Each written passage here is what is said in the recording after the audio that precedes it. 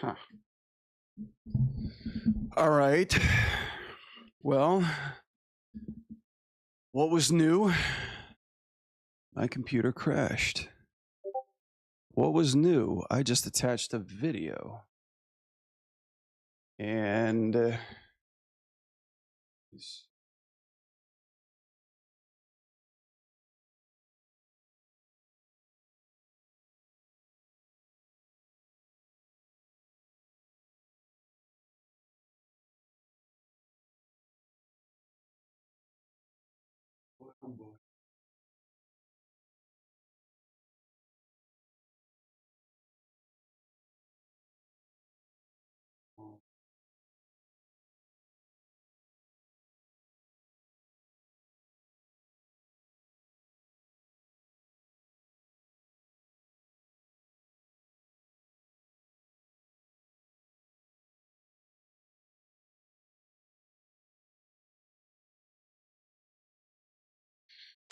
all right.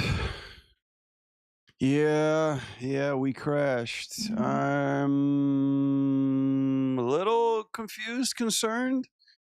Because the only thing I changed differently was I just added this new camera. Maybe it's the image quality that this camera's outputting. So let me just back up on the using too much Chrome, you know. Let me get in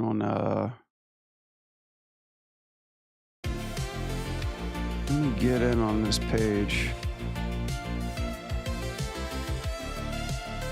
Vision Quest. Yeah, I'm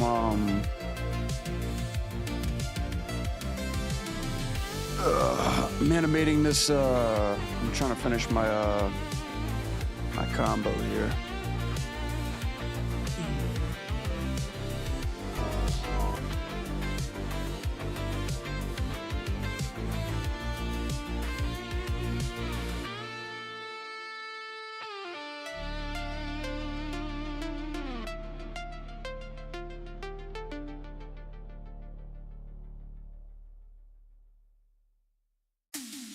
Oof.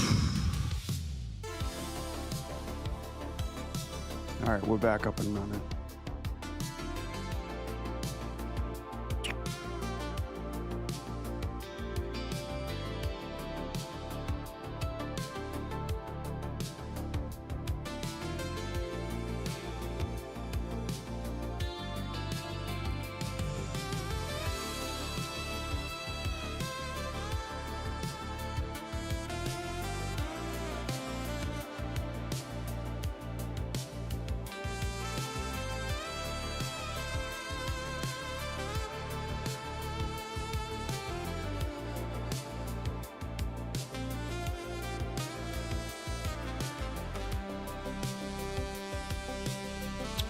Alrighty then.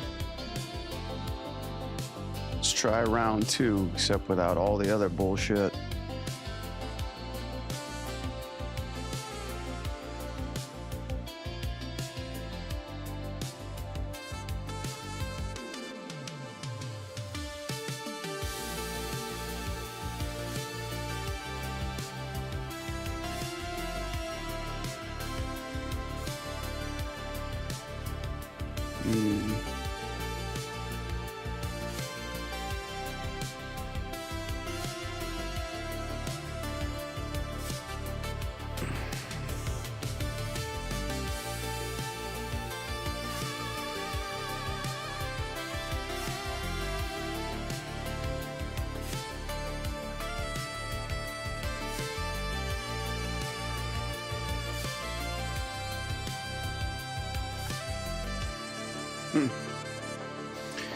All right, well, that was a bit of a freak out.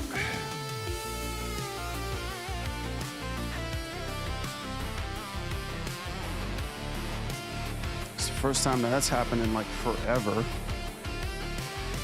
I have to check the settings on my camera. Let's see.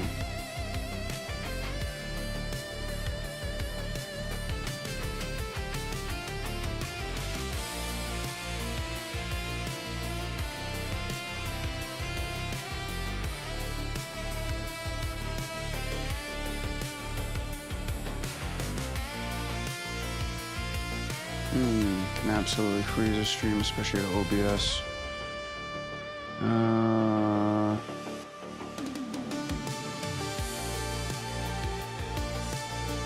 Yeah.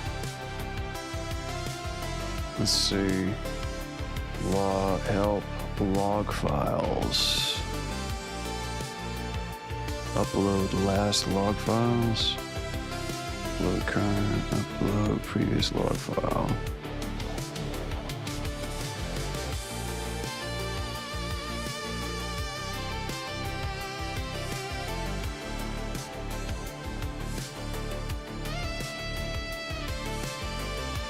Yeah, but what happened? I mean, what was the deal there?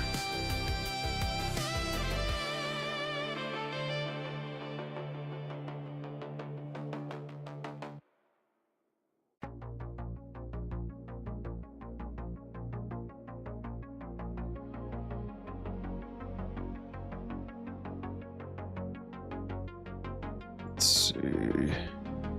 Show log files. Whoops.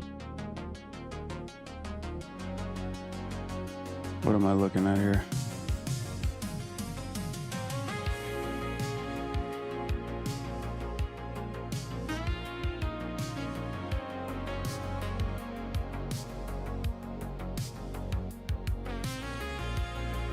Oh, actually, this one. Yeah.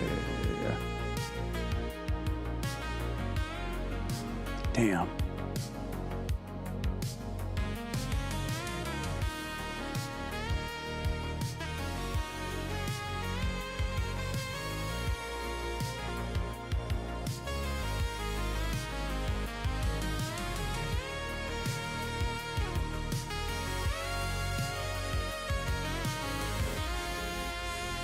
Multiple video camera devices. Ah, okay. Logitech, yeah, and your EOS Utility Pro is an important cache. A particular film appears to be log after OBS crash and restart, not actually a write report crashing on you. So there's a previous dot unexpected and proves that one of your webcam sources is failing configurations, but it doesn't. Let's see, start changing a bunch of settings.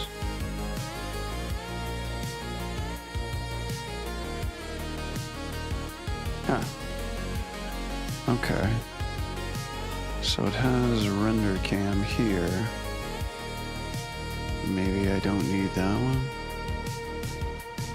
Or maybe I just needed to use the OBS, maybe the digital virtual cam.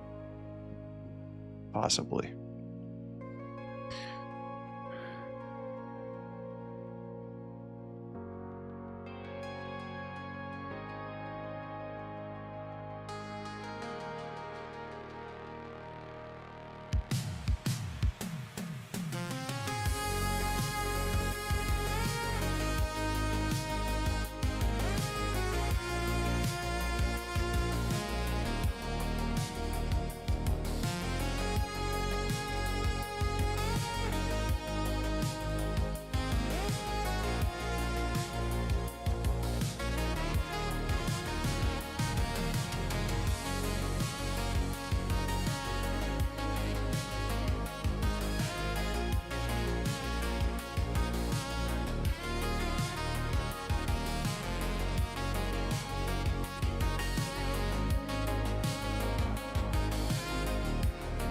And that changes this crash is not pointing to your Canon camera. The actual fault occurred inside the crash that is unexpected browser main. Stack run repeatedly reaching out to OBS.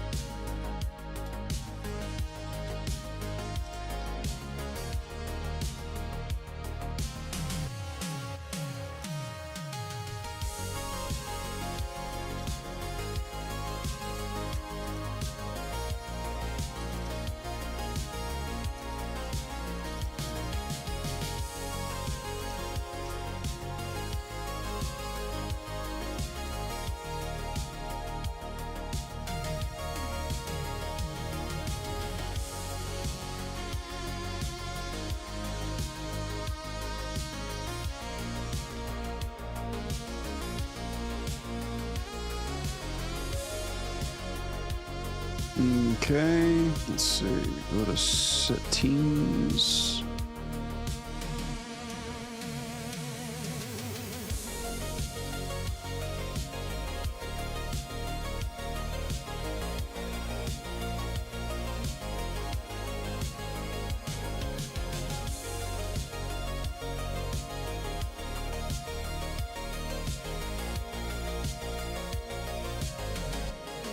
Previously turned off. Previously turned. Okay. Use graphic when available. Use graphic. That's almost certainly what you're remembering. If you previously turned it off while troubleshooting, I had to leave it off while diagnosing.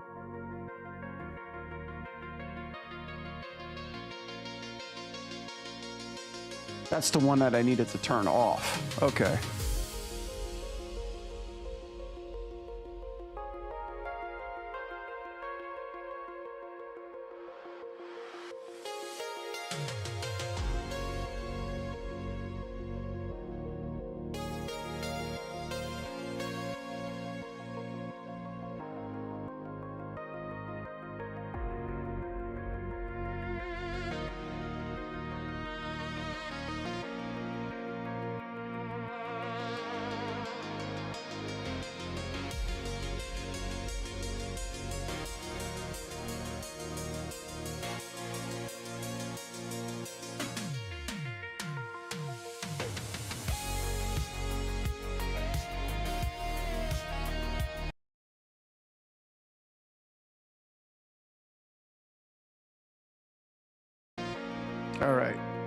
All right, we should be good to go. So let's pick it back up.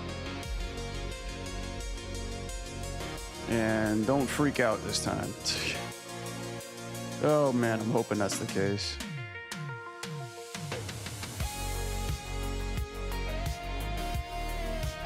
That sucks. I just had like a couple of cool people hanging out. I was hanging out with.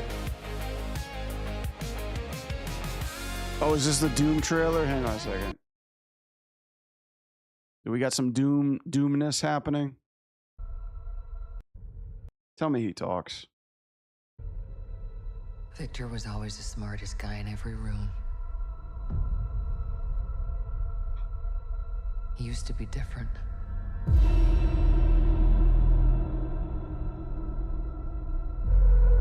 He used to be kind, he used to be caring. Obi-Wan! Gambito! Everything he loved was taken from him. Hang on a second. I'm like grabbing food as I'm watching this. Hang on. This is like a trailer reveal. This is a trailer reveal. Yeah, hang on a second, guys. Okay, this is like the Doomsday trailer, so take a look at it. He used to be different. Oh boy. Oh He used to boy. be kind, he used to be caring. I don't know who that is. Gandalf, Scuba Steve. And then everything he loved was taken from him. I knew he was lost, but I did not realize Some old he biceps. was broken.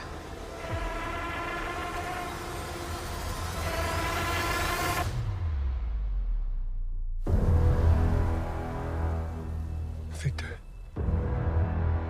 did you do this? All of you have lived stolen lives. But now you must give them back. Answer me, Victor! Did you do this? Yeah, aren't they like supposed to be friends? I swear you will beg for hell long before I grant it. They totally stole that from Dragon Ball. Hell answers to me. Dude, the Sentinels. Doom. Okay, I got a little bit of goosebump there. Just a little bit of goosebump there. Just a little bit of goosebump there.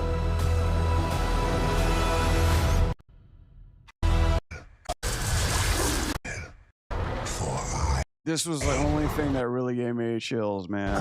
These Sentinels look great.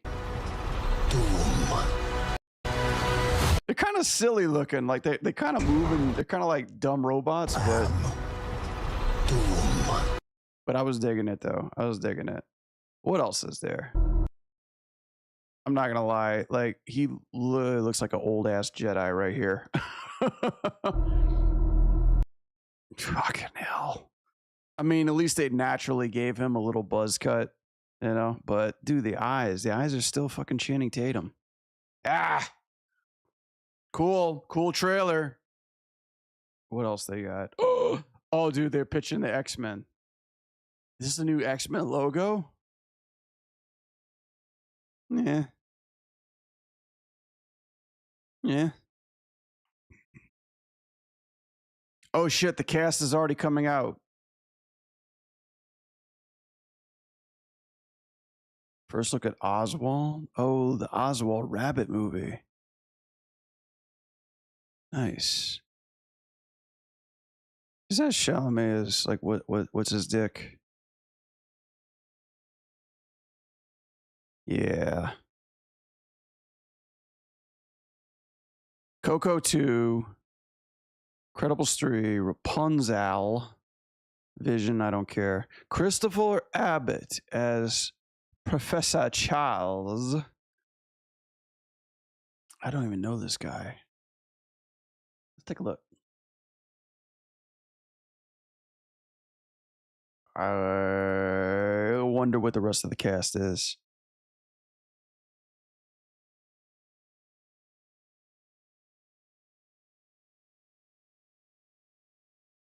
Okay. He's got a face. What movies has he done?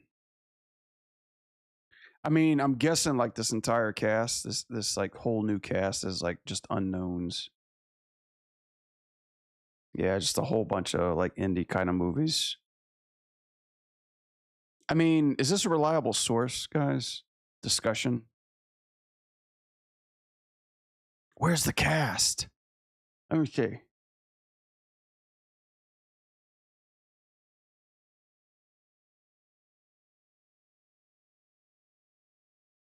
No shit. Get the fuck out of here, dude. The possession chick is Rogue?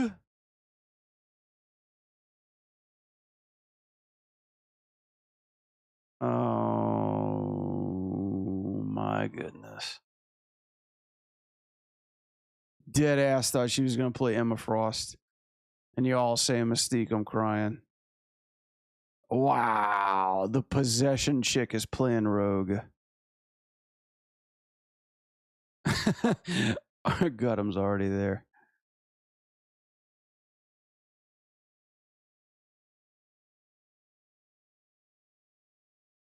Interesting choice. Adam Driver's Sinister? No fucking way. No fucking way. Is this just bullshit? Is this just discussions? Are they still just making shit up? The cast of X-Men so far. Wait. Who's Maya Boyd?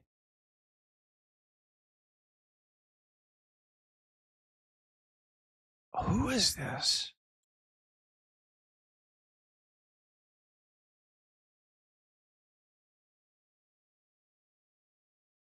I don't think I've ever seen her at all. Yeah, she's unknown too. The cast is unknown. Are you sure? Like, is discussion bullshitting? Or are they up? I'm getting other sources saying this girl's Rogue. Yeah, IGN just posted it. She's officially joined as Rogue. No shit, we got our new Rogue. Wow. We got our Rogue. Wow. All right. I mean, hopefully I hear she's really good. Hopefully she can step up to the plate.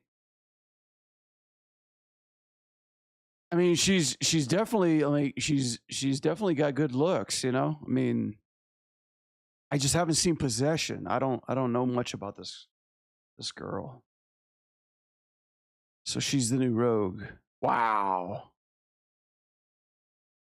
We got our Rogue. Discussion film's legit. Okay. She's just not got the build. Yeah. I mean, here's the thing. This is a new X-Men one, right? So I seriously doubt this is going to be like seasoned X-Men, right? Shit, and Adam Driver, bro, is Mr. Sinister. Holy cow. Okay, now, if anything, Adam doesn't have the build. If anybody, Adam doesn't have the build. Holy cow, man. I thought it was a joke that he was going to play Magneto. I was like, please don't play Magneto. When I'm thinking like Rogue build and actress and one bacon, I mean, it's tough. I mean, it's tough. It's tough to get. It's tough to see Rogue without actually somebody being Rogue. Exactly. You know, like, I mean, that's what actors are for. Actors are like there to like portray characters. Like, I get it. But depending on like what the costume is going to look. Here's the thing. Here's my fear about it. They're not going to, I doubt they're going to make Rogue look like this. But I got hopes because the Doomsday trailer has got everybody in their classic outfit. So they're probably going to go back to the comics. They're like, yeah, test the best. So, you know, like we're going to be going with like classic outfits and shit. Let me pause this for a second. Let me kind of geek out about this. Anita Varty as Rogue. Wow. So this is Channing Tatum's love interest. Halle Berry is Storm, yo. No, she's not. Halle Berry's 60, dude. No, she's not. And this is the new logo, huh? Wow, 2 more years. 2 more years in May. May the 5th, 28. Oh, dude, like, let's look at Storm. Like, Maya Boyd. God. Hey. She must be brand spanking new. Like, they hardly have any B-roll on her.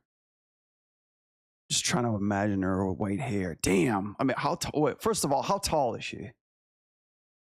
Where do we go to get those deets?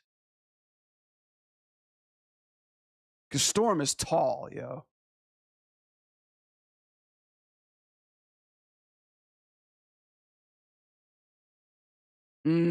Kit Connor has officially been Who the fuck is this? Is that Cap? Kit Connor. I mean, you know, if they like give him a little punk rock haircut.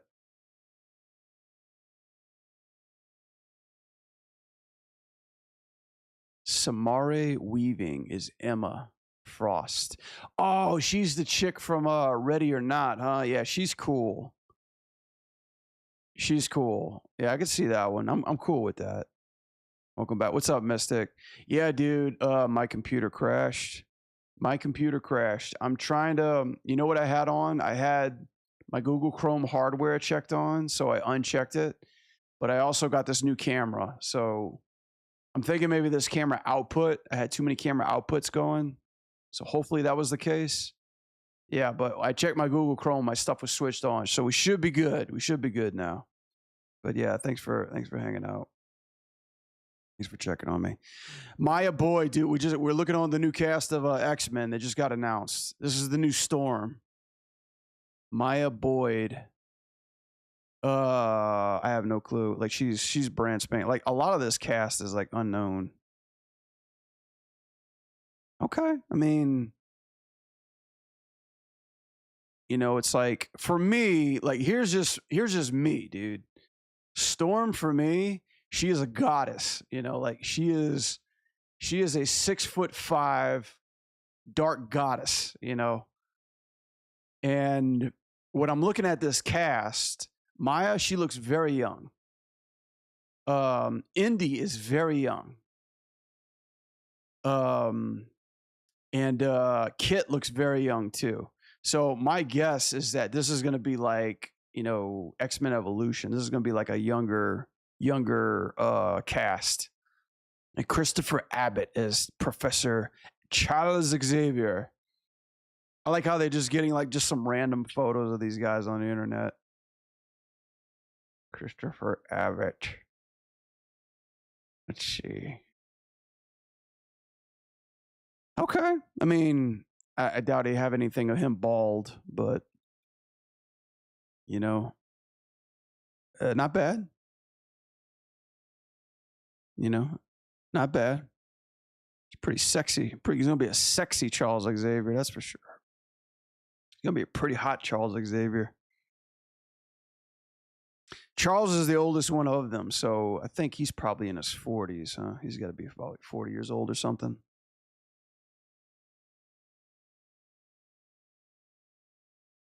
Charles Abbott. Oh, God, he is sinister. He's sinister. What's he saying? Just waiting for everybody. I'll be right here. Just waiting for everybody to show up.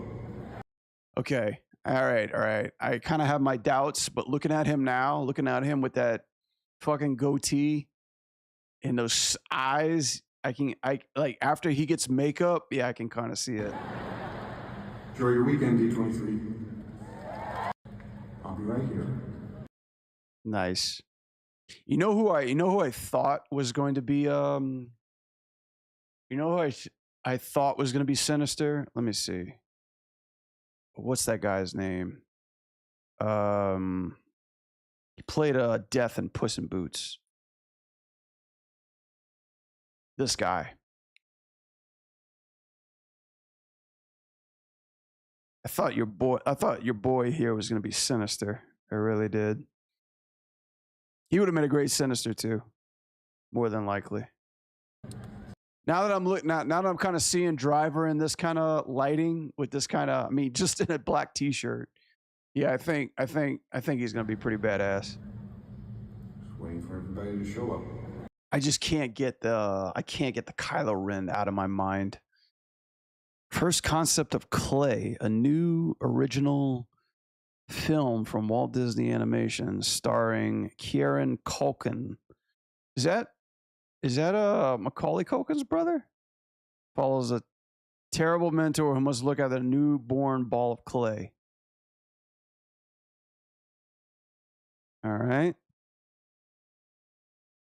So yeah, here's the cast so far. So we've got Christopher Abbott as Professor, Kit Connors as Cyclops, Sadie Sink. Oh God, is that the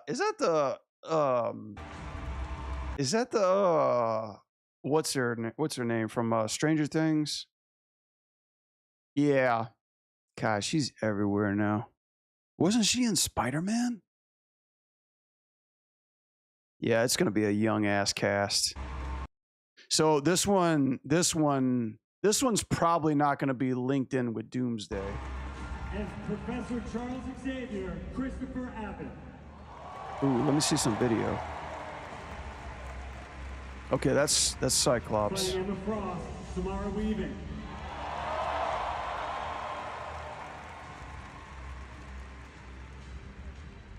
As Rogue, Indy Neveretti. Dude, talk about this chick came out of nowhere last year with Possession, and already Disney just like hook, lined, and sinked her.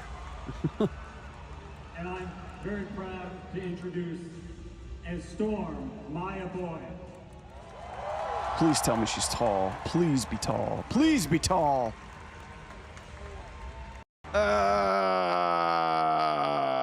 Maybe they'll give her high heels. Okay. She's not that bad. Yeah. Psycho's a little bit taller than her.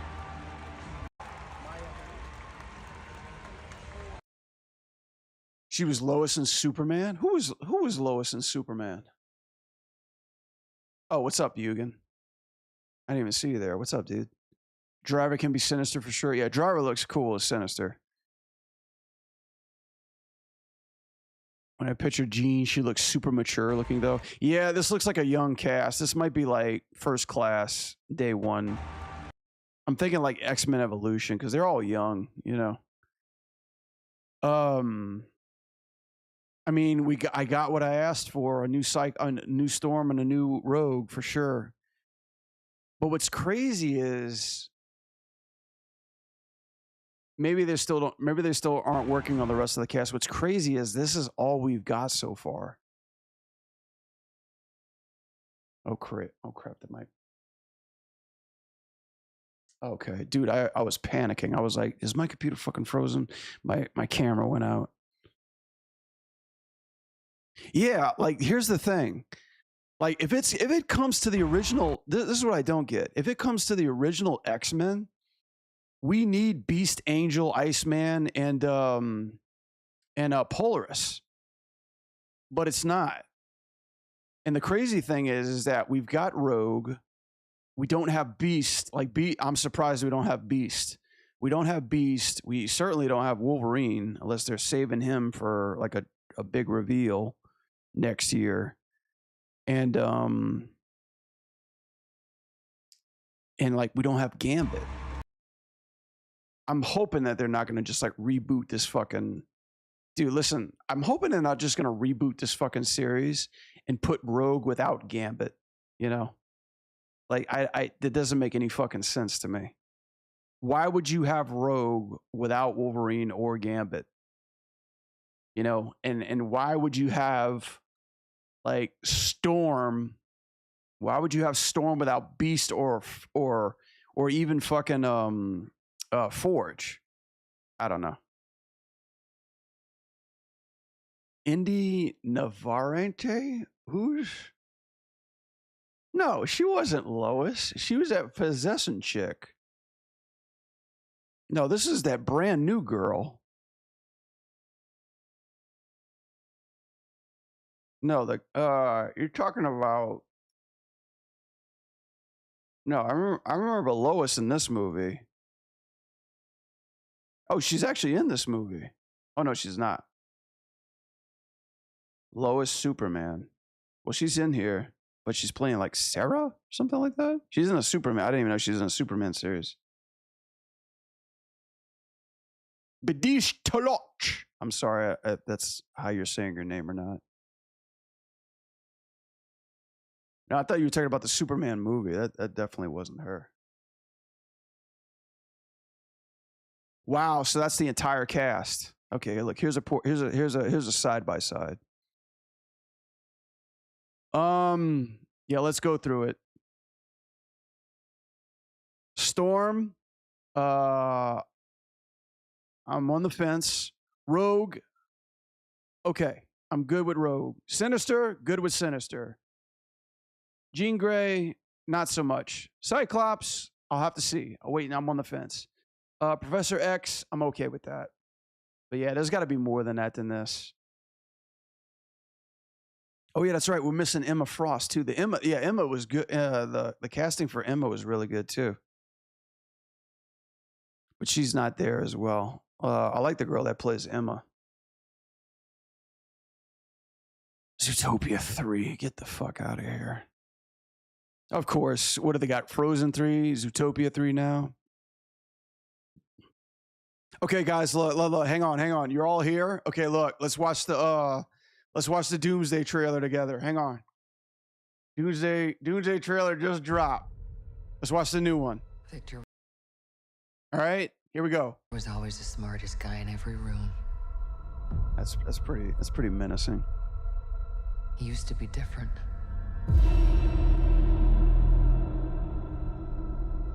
All right, I'm not gonna lose my shit. He We're used to be gonna kind, he used to be constructively caring. review this. Oh my God, it's like Gandalf and there's Man. Scuba Steve. Everything he loved was taken from him. I knew he was lost, but I did not realize. God, Chris Hemsworth biceps ages are showing.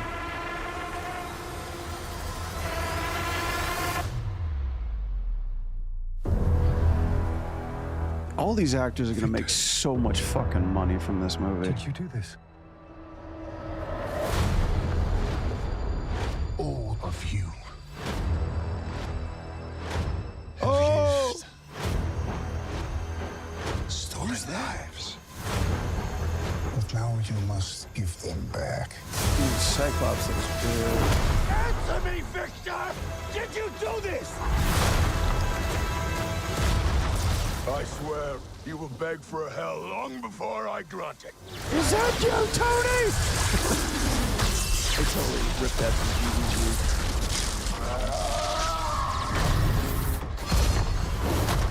GVG. Hell answers to me. Almost said hell answers to me. For I Oh shit! There's the Sentinels. doom. Oh, dude, I got a little bit of goosebump there. I got a little bit of goosebump there. That's it. In Infinity Vision. Any post-credit shit? 4 more months, dude. Okay, is it weird to me that I was looking at everything but Doom in this frame? I was looking at the Sentinels the whole time. Dude, look at these guys. Answers to me. For I That's cool. They finally got the Sentinels right.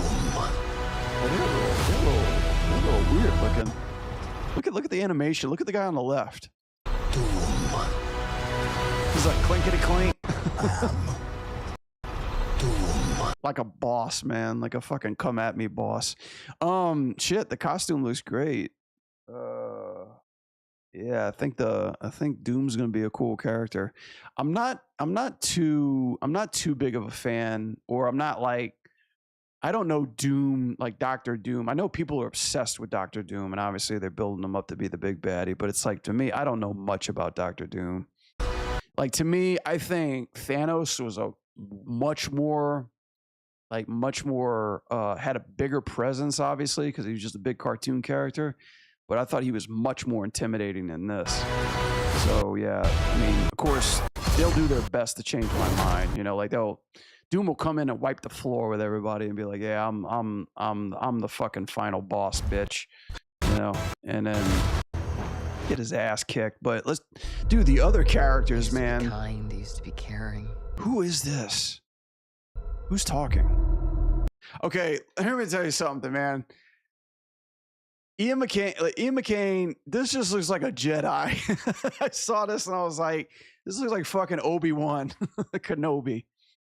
Like, he looks like Gandalf, man. I mean, I can't badmouth him, you know, he is Magneto, but yeah, dude, like, he's he's looking like a fucking Jedi. Like, he looked like he just came in from the wrong universe all of a sudden. Oh my God, and you got your boy. How do I feel about Channing Tatum? I'll give him this, okay? The scuba outfit does not look like a scuba outfit anymore. You know, like they've reworked his costume a little bit. His hair actually looks a bit real and it's got some fluff. But motherfuckers, like, his eyes still look human. He still looks like Channing Tatum in a scuba outfit. Don't worry, guys. We're gonna animate Gambit the way he should be. Caring. You know. I wonder why he's hanging out with Magneto. Like, what the fuck? And then we got Steve Rogers. Of course, like, here's the thing. You can't have an Avengers movie without Captain America or Iron Man. That's what's making that, for me, that's what's making this movie feel a little weird. It feels like we kind of like stepped down a little bit. I know they're introducing like all these other characters and they're just like accepted. Everything he loved was taken from him. But I guess like it just doesn't have that I same, knew he was lost. you know, end game for me, you know. I mean, we got some Wakandans, which is cool. But I did not realize Thor is getting old, dude. that he was broken.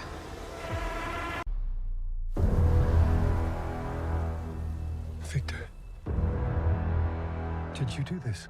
I'm sorry, guys. Everybody's gonna hate me, and you guys are probably gonna leave my Twitch stream. I'm not a big Pedro fan. Listen, the guy's an amazing actor. I get that, but the guy is fucking everywhere, dude. To me, this is not Mr. Fantastic. The mustache, the Pedro. This is not Mr. Fantastic, man. I gave it a chance. I tried watching Fantastic Four. I watched the First Steps one, and I wasn't feeling it. I wasn't feeling it. Like, To me, I think that the horrible first one was better.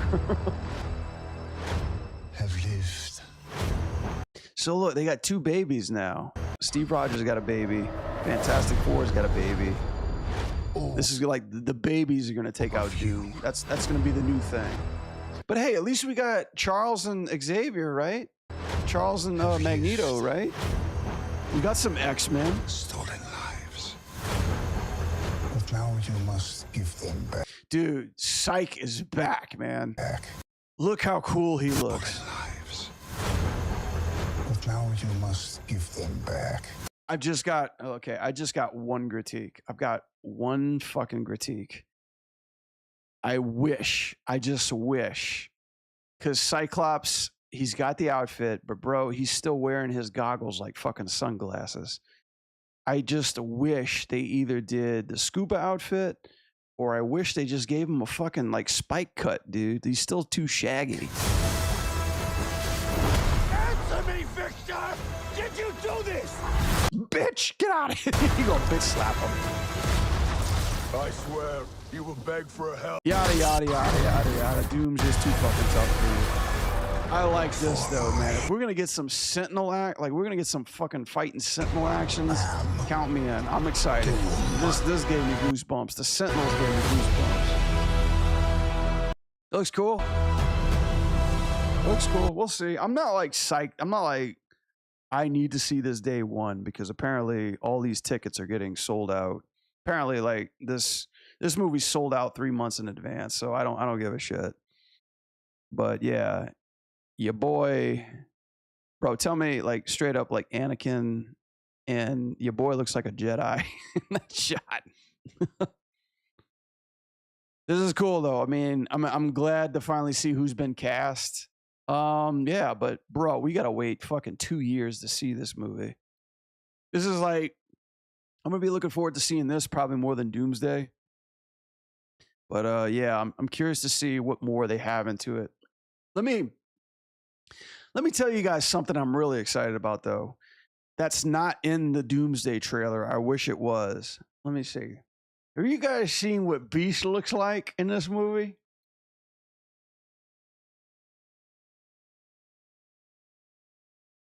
Have you guys seen what Beast looks like in this movie? Let me see. Let's see.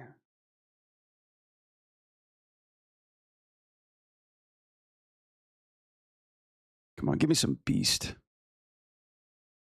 Give me some Hank. Give me some Hank McCoy. Not that shit. Remember that shit? That was some stuff. Let me see. Doomsday Beast. Dude, look at him. Look at him.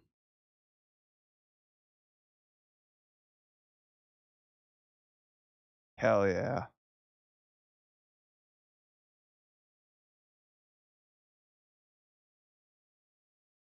That's some good Beast. That's some really good Beast, dude. I think I'm more, that was the thing. I'm waiting for more to see more of the X-Men. We didn't even see Nightcrawler. We didn't even see Mystique. But yeah, dude, Beast looks badass.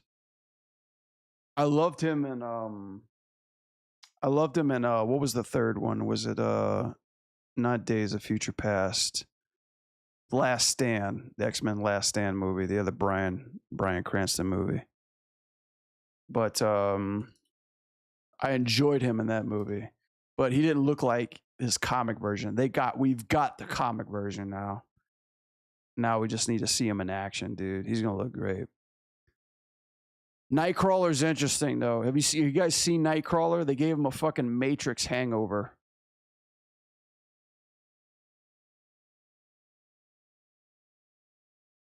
Look at his hair. He looks like a grandma. They gave him the swords though. Dude, I swear, like when I see that, I think of either Golden Girls or Mama's Family. You're the girl, the American girl. But yeah, they got my blue boys. We got three blue people in the movie. We got Monsieur Kurt Wagner, we got Hank McCoy, and we got Mystique. Did they have a Mystique statue? Or no?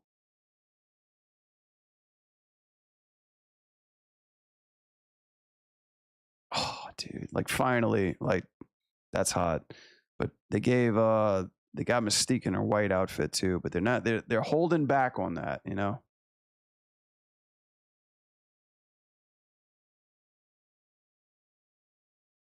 Oh, they got more shit.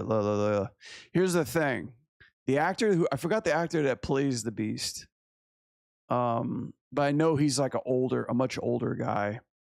But dude, if I know they're gonna like put some like this is what we got before. I enjoyed this Beach. Kelsey Grammer. Fantastic Beast. And I think but what I want in the movie is I want that crazy ass parkour Beast, man. I want that like fucking like, you know, kamikaze Super Saiyan 3 Beast. It's gonna be cool, I got no doubt. But I'm more excited for that part of the movie than anything. Looks cool. Yeah, definitely looks cool. I've got they're off to a good start. What a horrible thing, for fuck's sake. Gundam already hates it.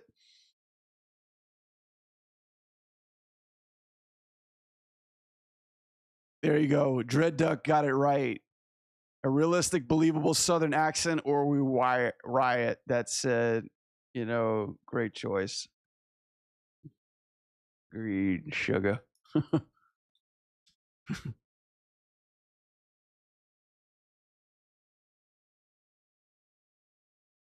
Yeah, it's gonna be a young cast.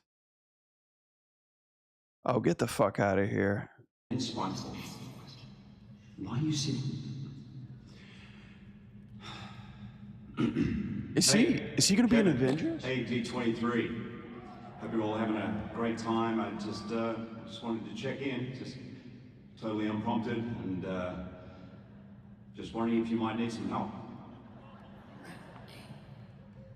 Rounding out the rounding out the cast. Dude, they've got like 28 people. Why the hell do they need us? Because we're the golden ones. We're special.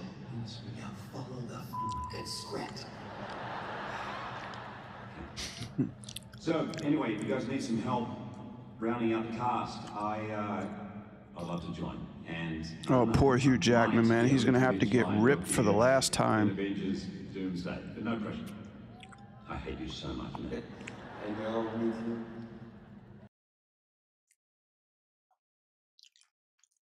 Another Deadpool.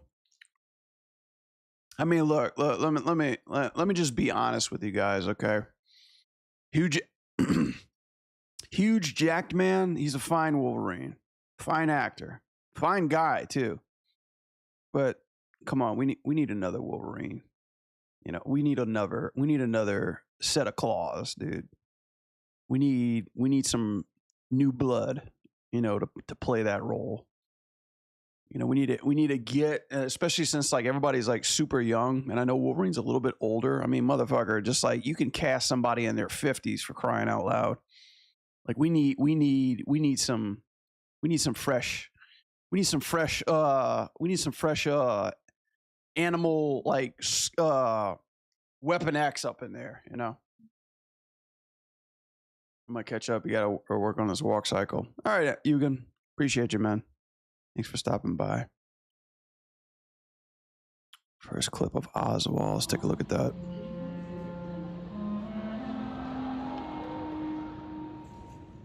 But Blade, no. There's only ever going to be one Blade.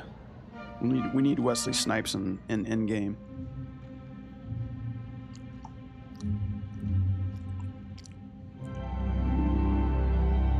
Is this what he looks like?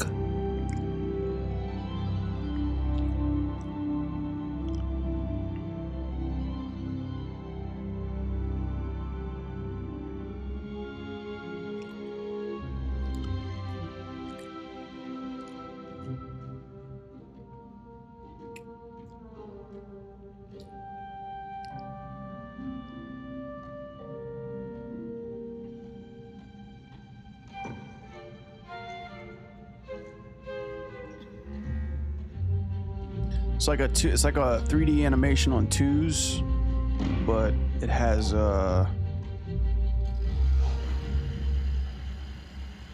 fog shading on it.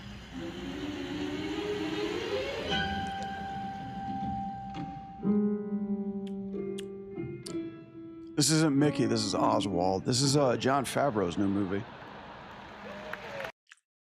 That looks cool. It's good to see that character actually get some spotlight because nobody knows who the fuck he is.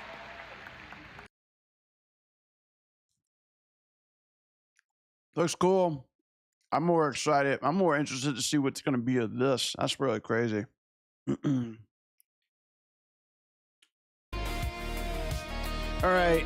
Well, I'm done ranting about X-Men. Let's fucking get back to work, shall we?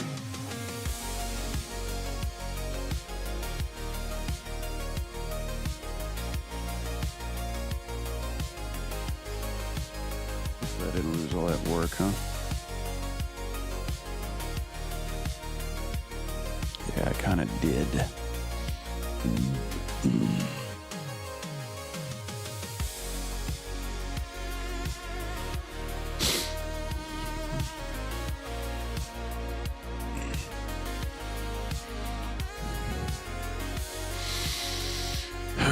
Let's see.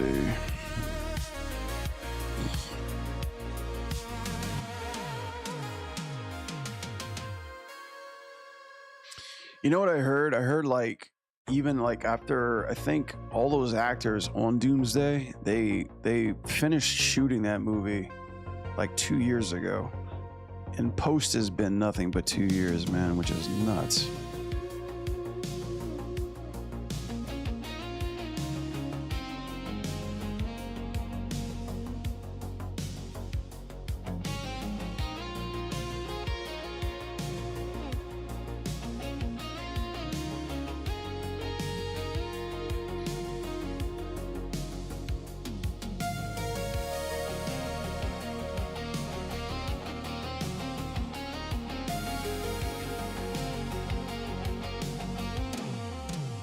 All those poor artists, man.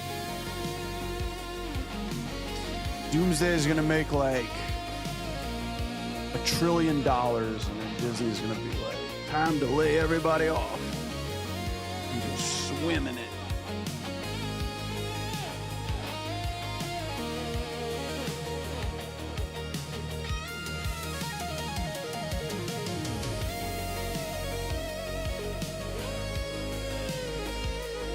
Time to take the money and run.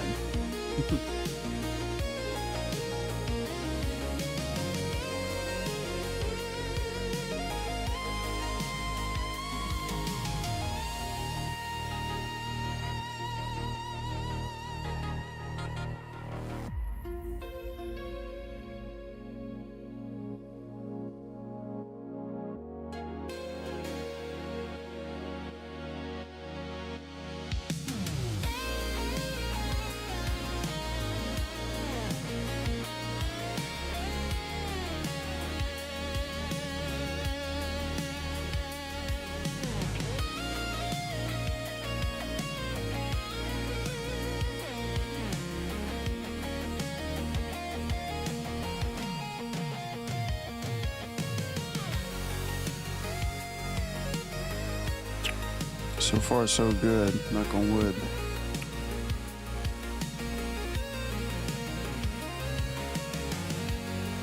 Yeah, now the most fun part of animating, fixing the cloth path.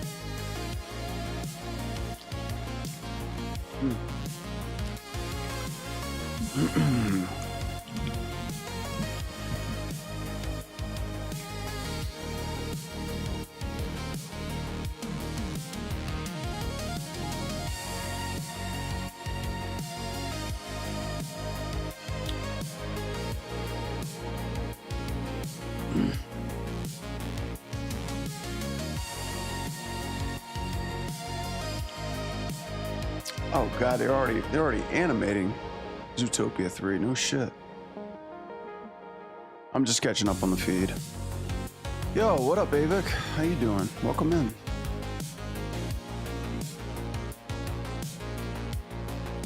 How goes it? How goes the dream?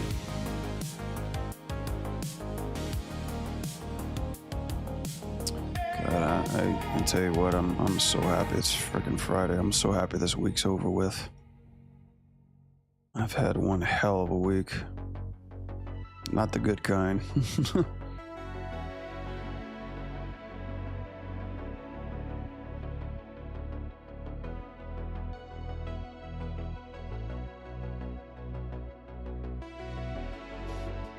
It's sad because it was my birthday week too.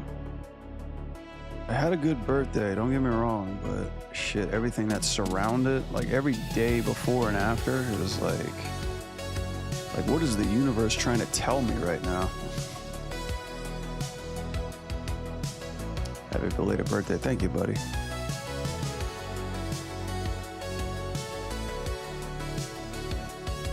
Yeah,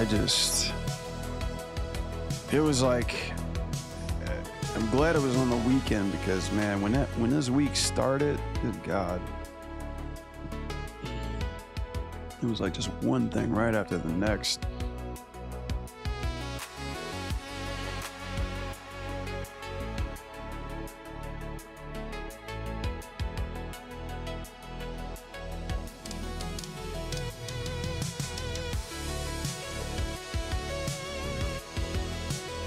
Oh, by the way, Mystic, you're saying like how the animation's going? It's right here. I don't know if you've seen it. So like, this is what I've got so far. I still need to render it. So here's the combo. Bam, bam, wham, wham, wham, wham, wham, wham, wham, wham, wham, wham, wham. Like that until I need to cover up the bootay. This is what I've got so far. I added all the effects in the other day. I did the cloth pass.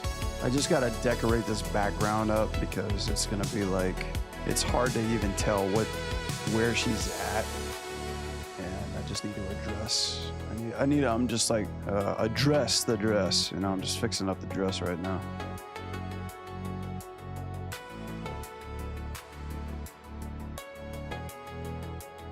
Yeah, trying to get that out the way so I can move on to something new, move on with my life. I'm probably gonna jump back on that turtle stuff. I've been ignoring, like neglecting that for the longest time.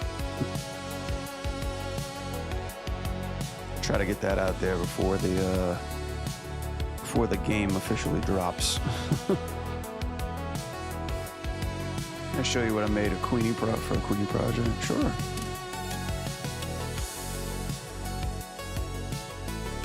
Sure, please, man.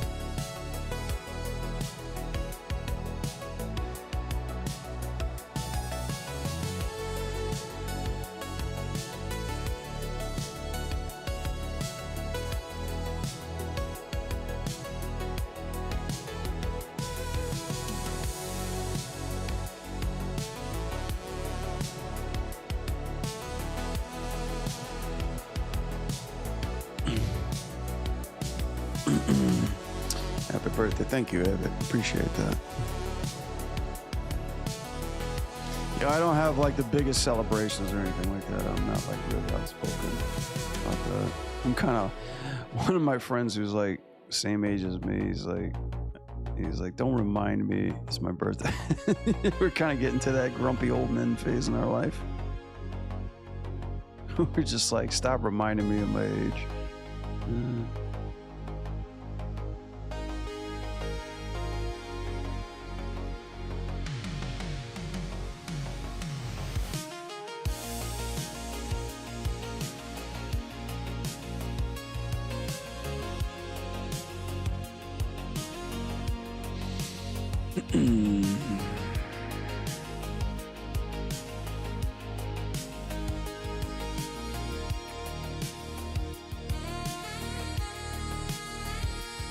Help the universe creating universal transitions. Oh, that's cool. Working on some effect stuff. Nice, dude. I only see a camera and a cube. How did this get there?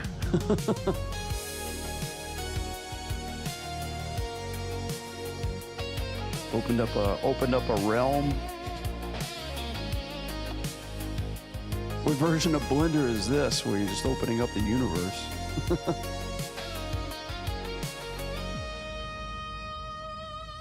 I can kind of see it. Somebody dropped this today. I can kind of see it.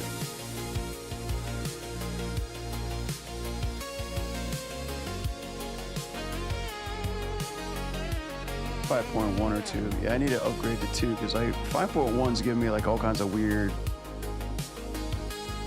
kind of like bugs and shit.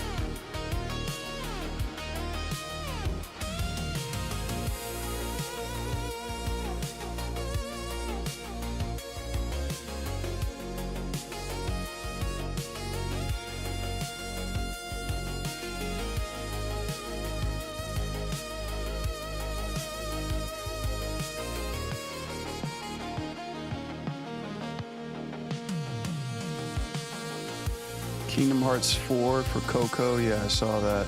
It's funny how I think Kingdom Hearts 4 is supposed to drop like a big demo tomorrow or something like that, or like a big presentation tomorrow. So we'll have to see what that goes.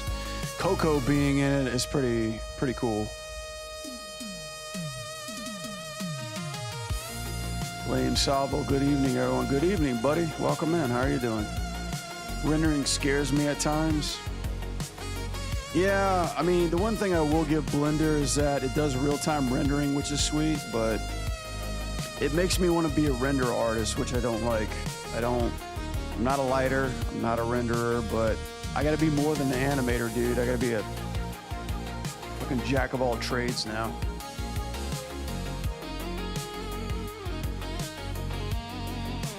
What's the name of this track that's playing? It's called Dark Synthwave 1988 Earn Mortal. This one right here. It's pretty sweet. Put it in the chat. Dude, I've been on this retro wave for a long time, dude. Yeah.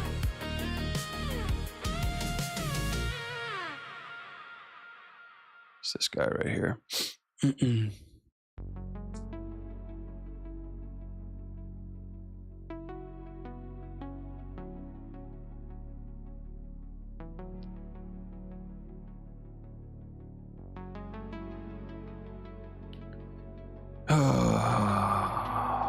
Fucking hate cloth. I hate cloth fix up. I hate cloth fix up.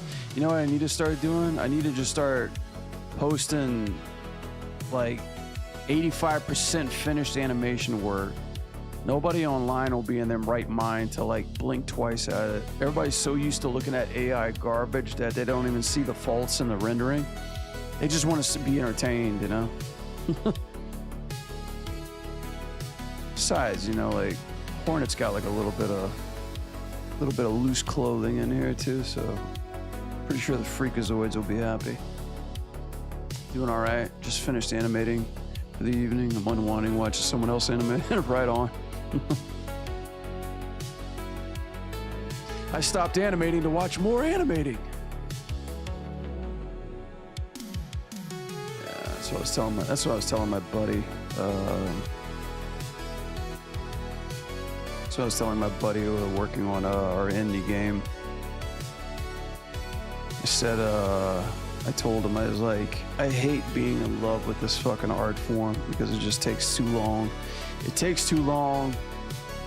It stresses me out all the time. I question myself every day before I go to bed, but at the end of the day, I'm still fucking thinking about it, you know? Outstanding, Bullet. Hey, Brad, just checking in to see what you're up to. Yo, what up, Bullet? Hey, good to see you, bud. Hey, you know what? Since you guys are here, you want to see something? You want to see something I've been working on? You want to see some behind the scenes, some like undisclosed NDA shit I've been working on?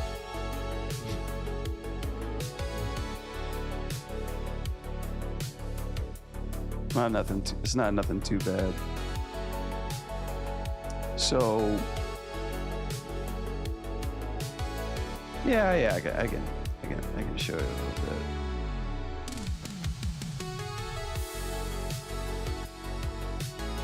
Actually, you know what? Let me just pull up the render.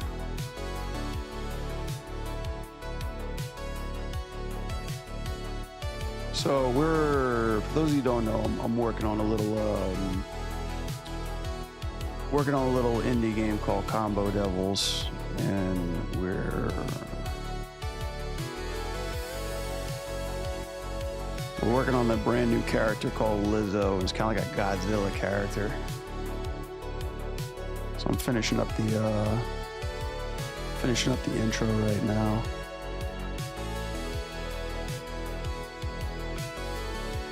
This is our new character. That's what he looks like in game. Can't show you the full intro, but he's definitely a fun character to work on. It kind of reminds me of Barney.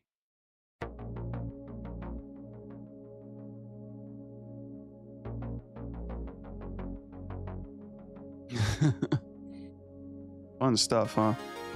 That's all you get.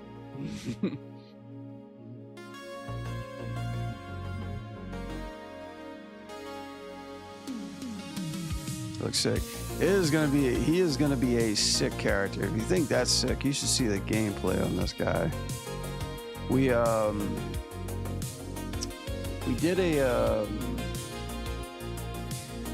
had a surprise gameplay at Evo, and it turned out really good. We didn't even announce it, but like the people who showed up at our booth for Evo, yeah, we surprised them by actually like showing some gameplay of them, which was super cool to see everybody's reaction of them.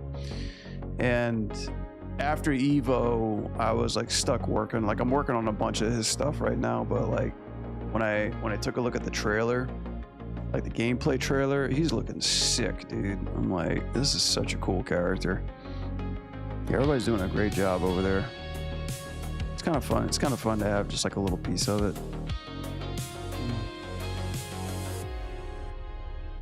So yeah, I can't wait to see. Can't wait to see because everybody's been wanting a kaiju.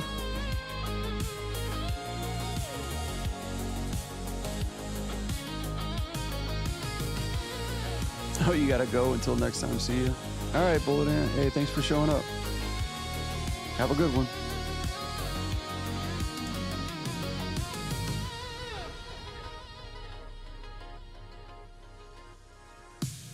Bullet Ant. Yeah, I'm wondering, because I think, that's so crazy. Look at the evaluations and the total. I wonder why they're in red like that in Blender. It's crazy. Whoops.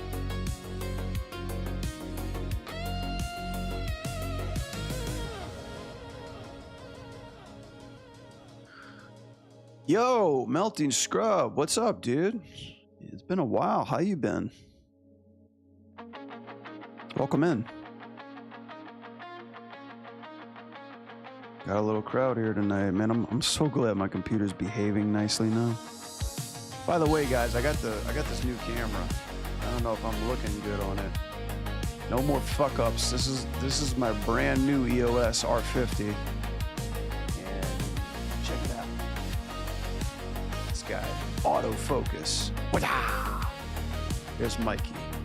Right? And here's me. Wah-ya! Here's Mikey.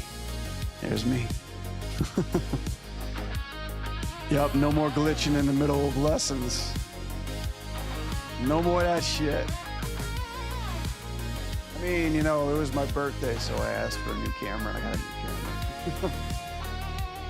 Sick Mikey. I know, right? I got them all, dude. This is the original lineup from the original NES. There's Leo. There's Donnie.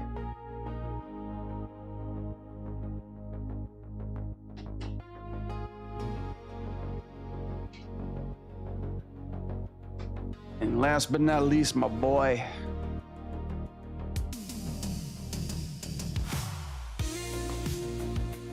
I love this one. This was the original poses for the NES cover.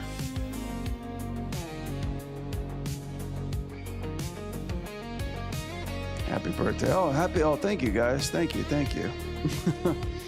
It's not my birthday today. It already passed, but yeah, I appreciate it. Thank you guys. Yeah, I was already moaning about like, I had a good birthday and then every day after that was just terrible. Let me switch back to my demo.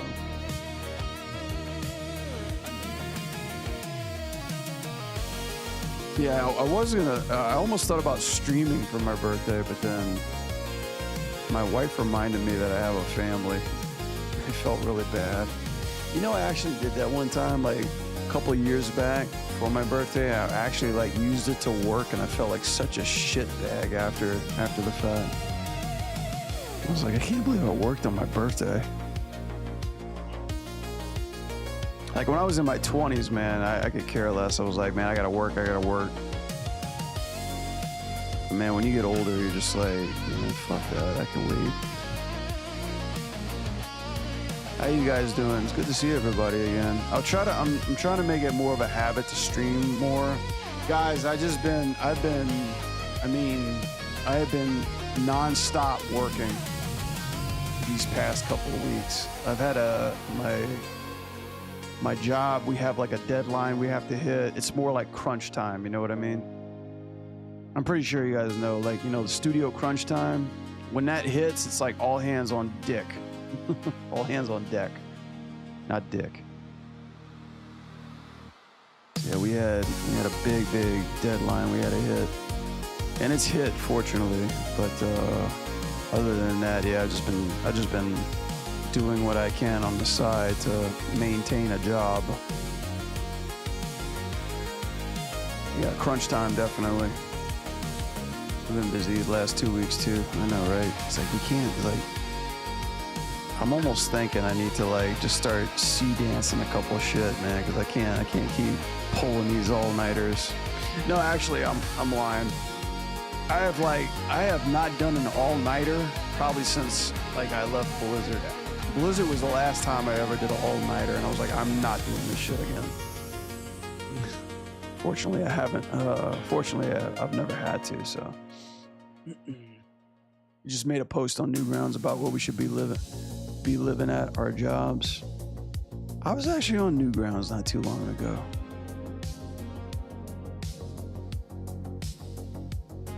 I was on that old school train, man. They had this. They had these videos I used to watch called Final Fight Fantasy. And it was like some old ass pixel art that I used to follow, and I was like, bro, I remember that so hard. It's crazy because I'm trying to do that right now. I'm doing like a whole bunch of Final Fantasy animation shit on my free time. I don't know if you guys saw the cloud animation that I posted. I just did I did like a little test with his rig. It's not the best rig, but it's kind of cool to do like a broadsword. I always want to do like a broadsword animation. Oh, look at her. Fuck, I didn't even see her collar.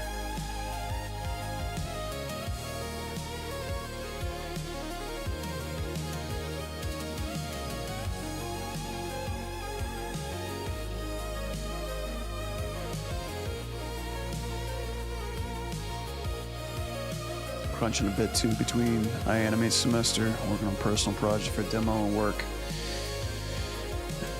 Did they improve Easy Anim? Improve? I'm not sure. It's still the same buttons.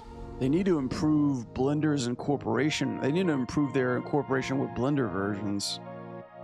But this is a small ragtag company. Like, I've already posted like 3 or 4 bug reports and tool fixes and questions, and they're just like, here's the thing, like, they're not a company that really takes feedback seriously. They're just there for moral support.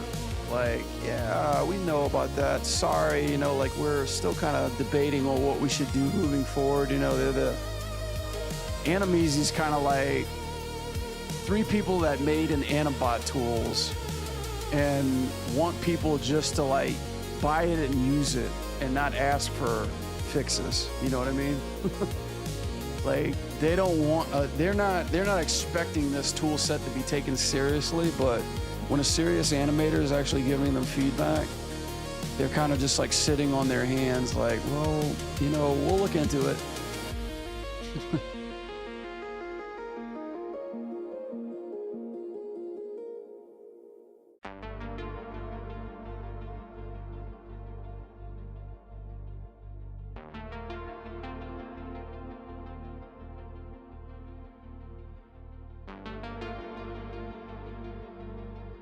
I mean, but so far it's done its job. I actually learned I learned over the weekend how to transfer animation between one Blender file to another. You can do it with Animeasy if it doesn't bug out, but you could also use the action sequencer.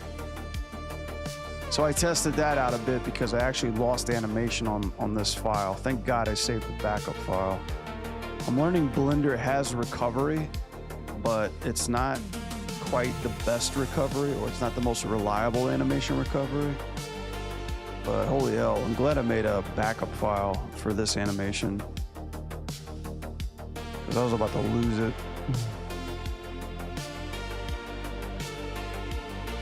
Like, I don't know about you guys, but losing animation data, it's like, that physically hurts me, you know?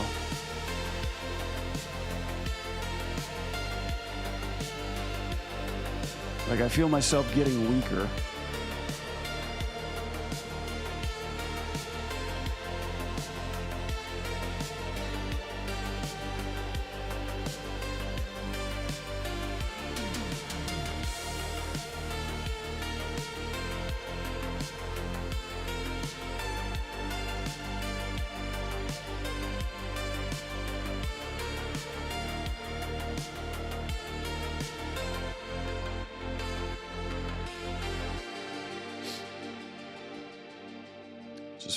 Just finished G1 with me. Yep, you're done. I've taught you all that I know. There's little more you could learn from me.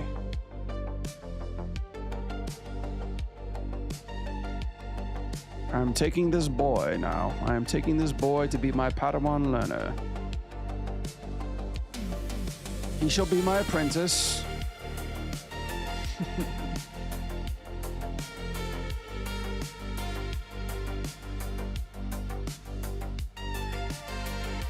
Creepy touch, creepy touch.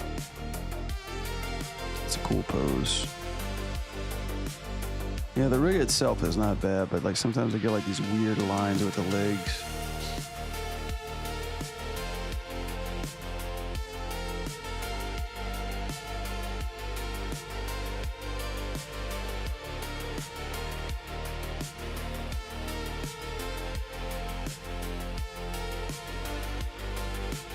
All right, what's happening out there?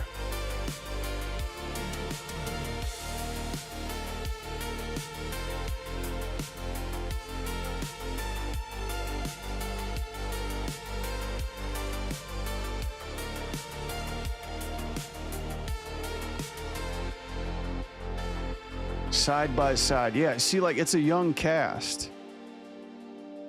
Yeah, it's gonna be like X-Men Year One for sure. Yeah, these are like, it's probably gonna be like an X-Men Evolution. Watch them pull off like an X-Men in high school look. Like it's gonna be Saved by the Bell X-Men for sure. First look at Mother Gothel. Fuck you, bitch! We got our rogue. Ah, boy, talk about a jump. This girl went from streamer to like one of like the biggest pop-out stars of an indie movie to fucking Rogue and X-Men. Disney just snatched her. This. Look at that Keyblade. Watch Jorge Gutierrez make an appearance in this. He's gonna be like a background character. We got our Storm too. Guys, tell me that he doesn't look like a Jedi in this photo. I saw this in the trailer and I was like, a friggin' Jedi. They cast as Scott Summers too. Yeah,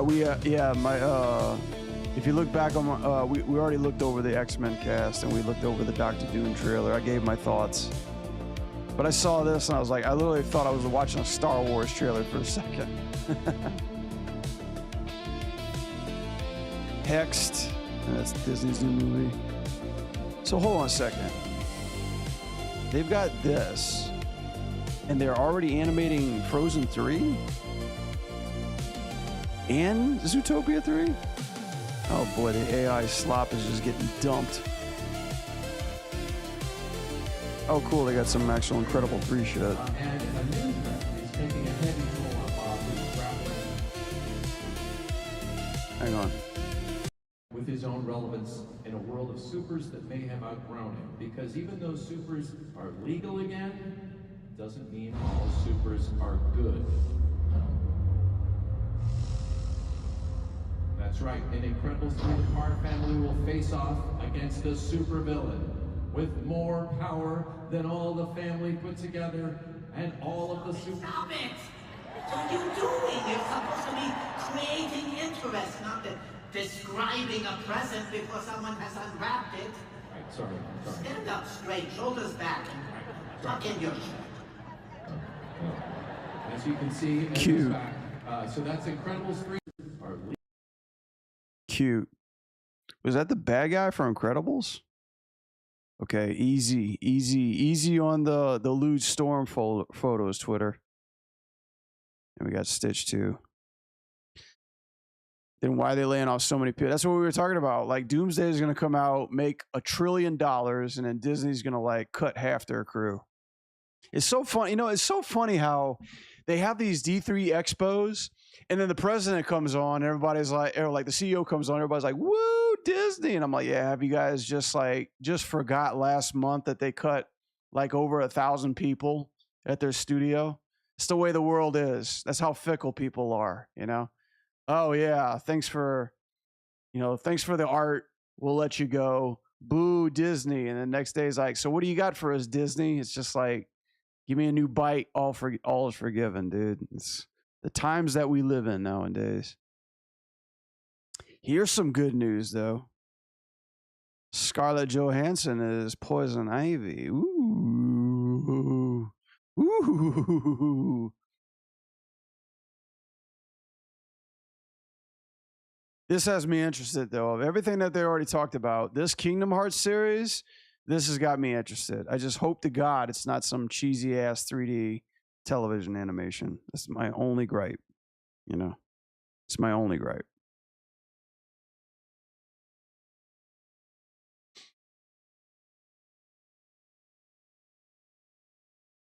Magneto. Yeah, so far so good.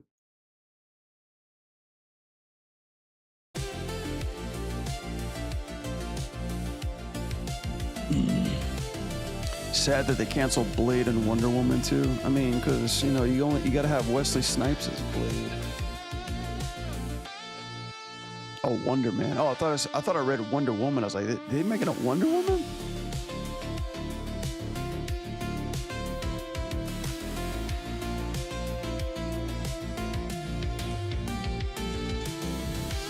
I don't even know what Wonder Man is. I wonder what Disney will be doing.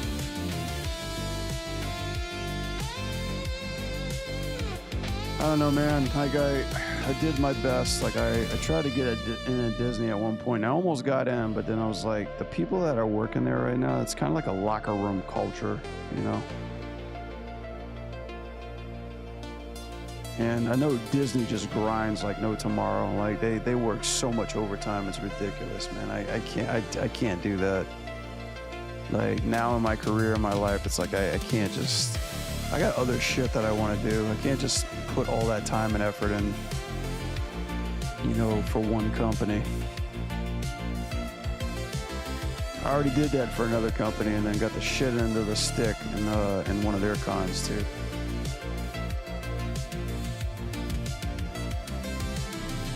Wonder Man was a TV show by the same director as Shang-Chi and Spider-Man Brand New Day. Oh, okay. Yeah, I heard that Brand New Day was pretty good. I didn't go see it yet. No, actually, I was actually in the middle of watching Project Hail Mary and then I fell asleep. It's a good movie. That movie's really good, but I gotta finish it. Fortunately, it's like 3 hours long.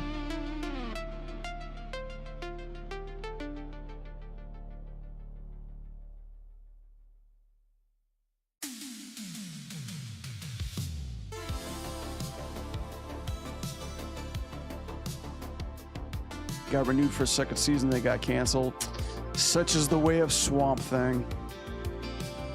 I hate when TV shows do that. I hate when people who are put in charge of like making good TV shows and the first season's actually really good and you're like, hey, why don't we do another one?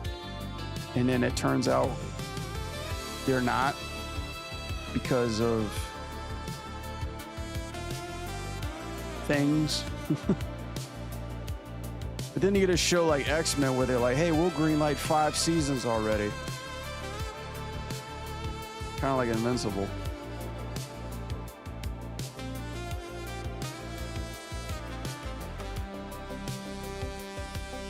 Got that mouse money. What the fuck?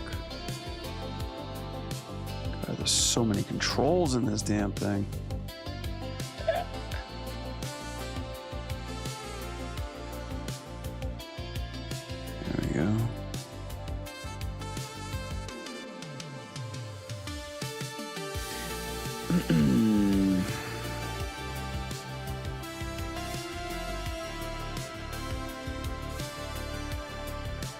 You enjoy his classes a lot?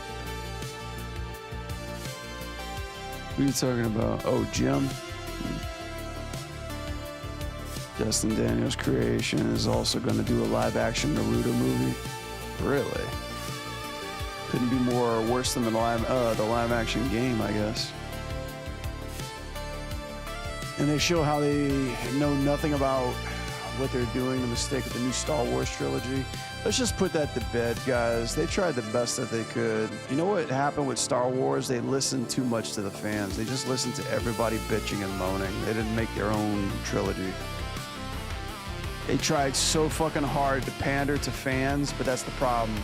When you just listen to whatever fans want, you're ultimately going to get like a crap movie or crap piece of art. It's just the way it goes. And once you give the fan exactly what they want, it's still not enough. Oh boy, here we come. That's what I'm talking about, guys. Shang-Chi and the Wrath of Fin Fang Foom. This has got to be a joke, right? Fin Fang Foom. Everybody knows who Fin Fang Foom is. Oh boy, they're always dropping the slop. Best of room. Perfect casting. Ghost Market. Is this Pixar's new thing? It's good. You'll like it. So it's basically a movie about hungry ghosts. A lot of crazy stuff happens. They must be already rapping on their You'll Black like Cat it. movie. So it's not like some of those other scary movies where you're like, well, gonna have nightmares about that for the rest of my life. Oh no, it's back. Guys, do you see the trend of where the money is going to? What were the two top highest grossing movies of last year? 2 of them were indie films that were based around what? Horror, creepypastas, right? Look what Pixar shits out of their ass in DT23. Hey, creepy fucking movie, guys. Some of those other scary movies where you're like, well, yeah, Obsession and Backrooms. Gonna have nightmares about that for the rest of my life. Oh no, it's back. Yeah, look, and then Pixar's got their own Obsession and Backrooms. It's called Ghost Market. Ooh.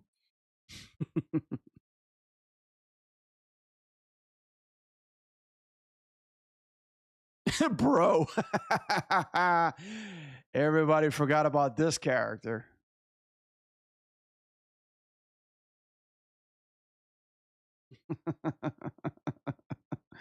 Damn, I haven't seen that character in a while.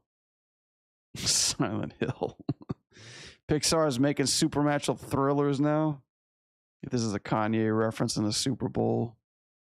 Didn't they show something in the new Ice Age movie? Poor Blue Sky. I'm hoping Clayface will be good. Clayface, I'm actually excited to see that one. That's probably the only movie that really caught my attention. Because here's the thing. If you guys know me well enough, the thing that makes me cringe the most, like the most uncomfortable horror for me to watch, and I can't stand it sometimes, is body horror. Like body horror hits me hard. Like I have a hard time watching it just because it just like makes me feel so uncomfortable. Clayface is that uncomfortable. Clayface is that kind of movie. So, and he's a cool fucking character because he's never gotten his due when it's come to live action. So I'm really hoping they pull it out of the park. I'm hoping they're going to push it out of the park with that one. I'm looking forward to it. And if it does well, then that's going to influence more of his character in animation and video games too. So it'd be nice to see that. Yeah, I'm really curious about Batman Part 2. I'm curious to see what they have planned for that movie.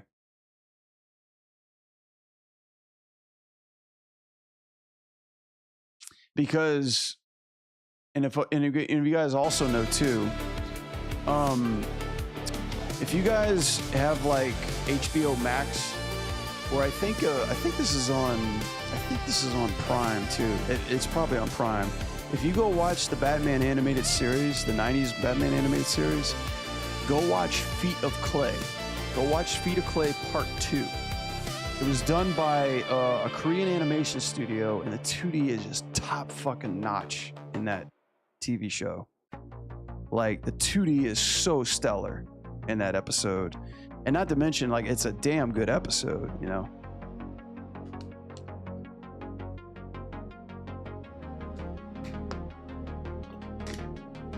Feet of Clay is classic amongst animation lore.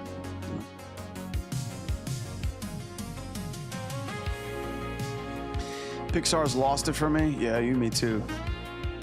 They've been doing things so weirdly and then blaming the public. Really? They're blaming the public? They're that petty now? It's because they lost their greatest asset. They lost Lasseter. Or I'm sorry, Lasseter left. He's too busy grinding on people. He's too busy touching people.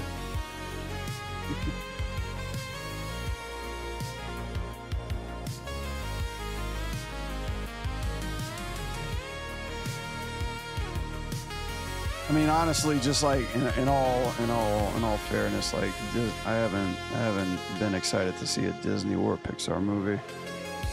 I remember one time when that Lightyear movie was being teased, I was like, okay, this kind of looks cool. This kind of looks like very Star Wars-esque. And then when I watched the movie, I was like, this is a crock of shit, man. I don't know what happened. The whole Elio happened. They blame the public for asking them for new stuff. Oh, bullshit, man. Pixar just doesn't know how to take a... You know what the problem with Pixar is? They're not number one anymore.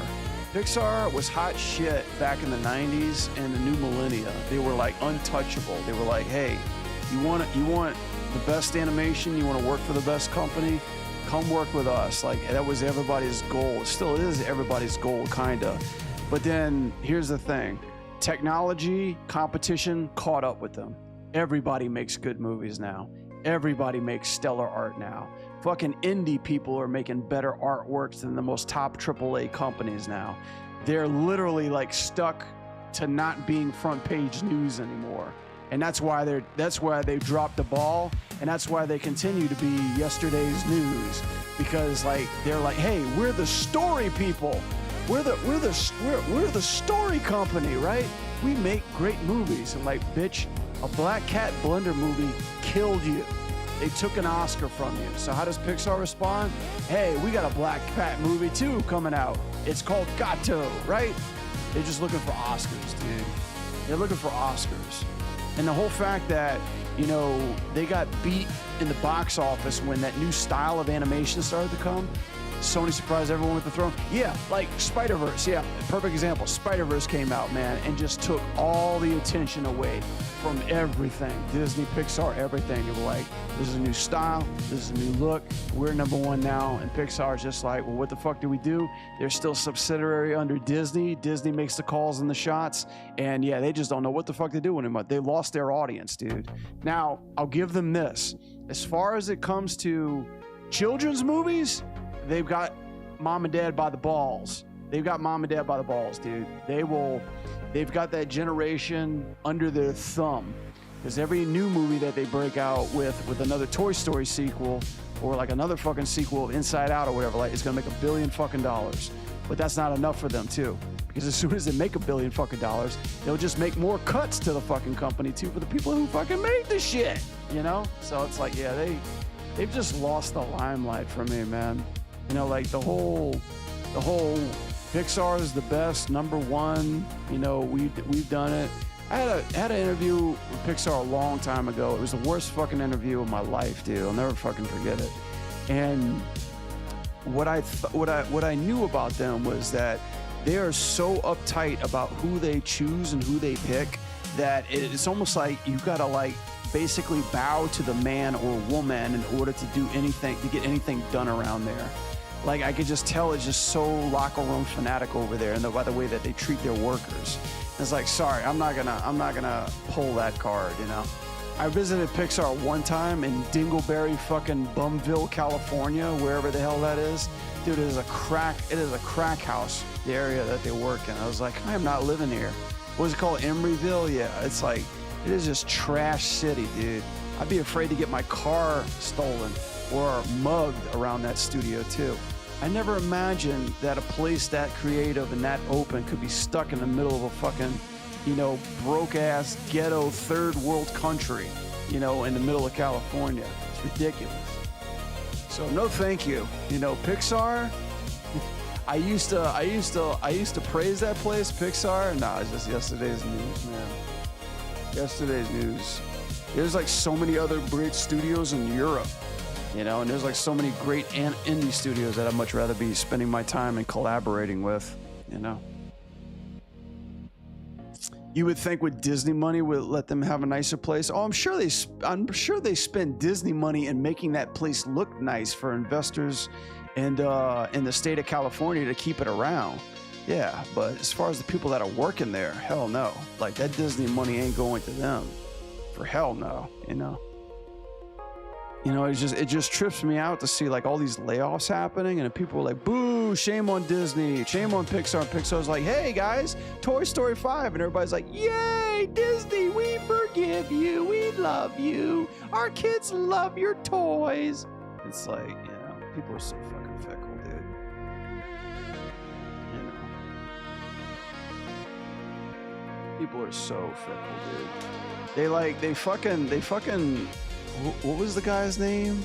After like almost 30 years of working with Marvel, dude, the guy that like literally was like art production manager on 30 years of Disney, of Marvel Cinematic Universe buildup, they let him go. And people are like, what the fuck? And they're like, oh, but by the way, we got Doomsday here. And everybody's like, oh, yay, Disney. You know?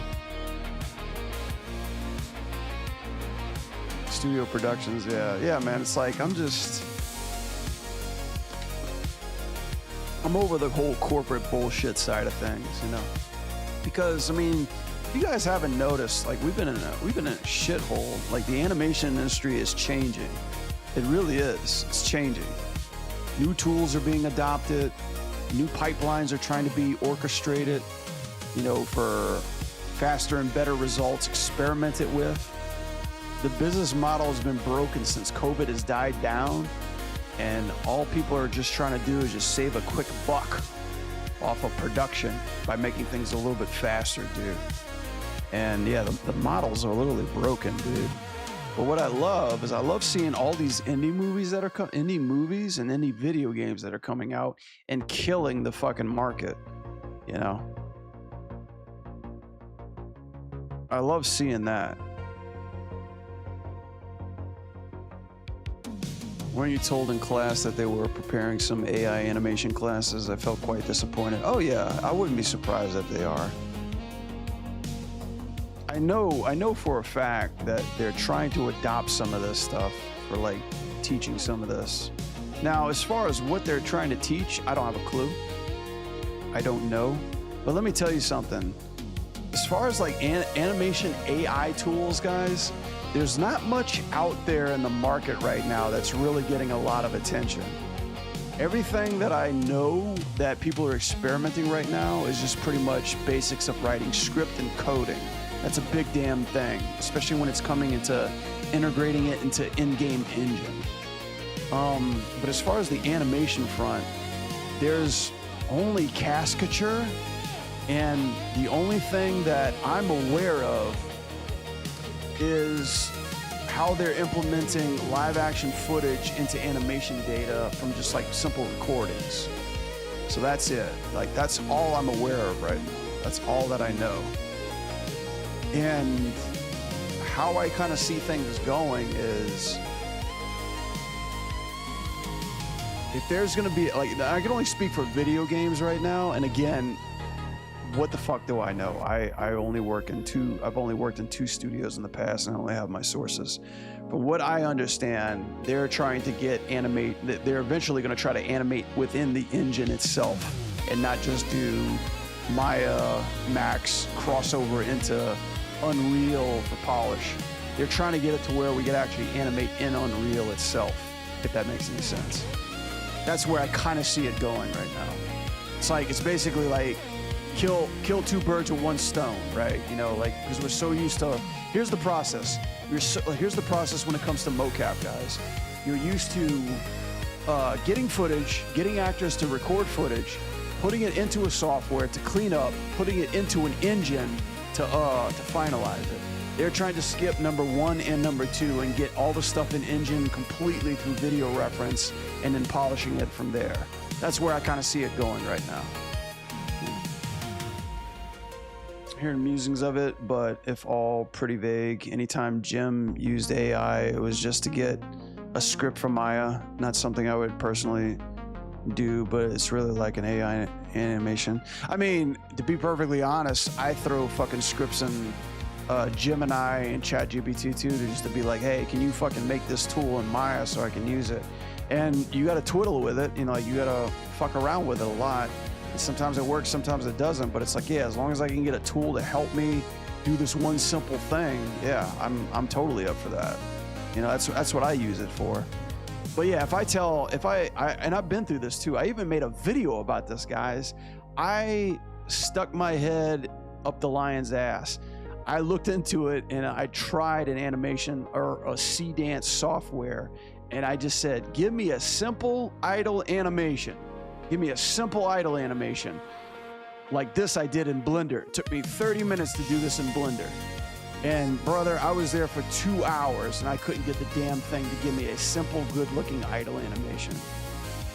I'm gonna edit that YouTube video together and put it together, because I was like, I'm just looking for a simple fucking thing that people are advertising to me, but the problem is that there's too many vendors out there that are selling you these tools as if they can do it easily, but all they want is just for you to pay and fucking gamble on the results. You know what I mean? So it's like, that's the part I didn't like. It's like, I'm paying money for a tool that you're promising to do something. And not only was I trying for 2 hours to get it what you advertised it can do in seconds, but I'm repeating it over and over again. I'm asking you for help on prompting, because the guy that put it together was like, you need to work on your prompting. I'm like, motherfucker, I wrote everything exactly you wrote in your video and in your comments, and it still didn't work. And it's like, don't want to do it. So it's all fluff, you know? It's all fluff. The part I don't like is whatchamacallit, like the part I don't like is the pattern of having to get like digital tokens to use these tools, you know, to gamble on results when I just want the fucking result, you know? Here's the thing. I asked for something, you just get something randomized. I actually kept the folder. You guys want to see the bullshit that I'm talking about? Do you guys even care to look at what the results were? Let me see if I can find it.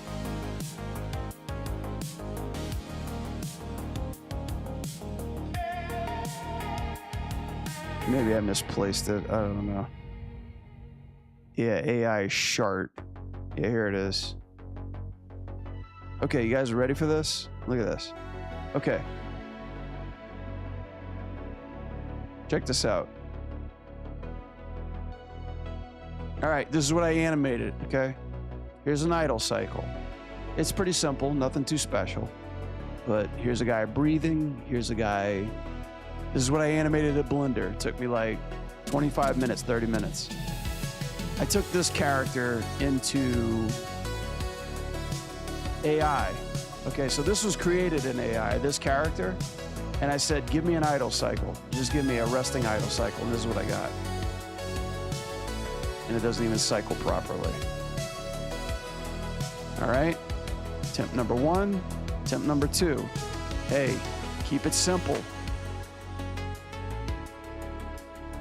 This one's not too bad. I mean, it's not offsetting, but I was like, okay, offset the arms a little bit, you know, make it a little bit more heavier. Here's the other one.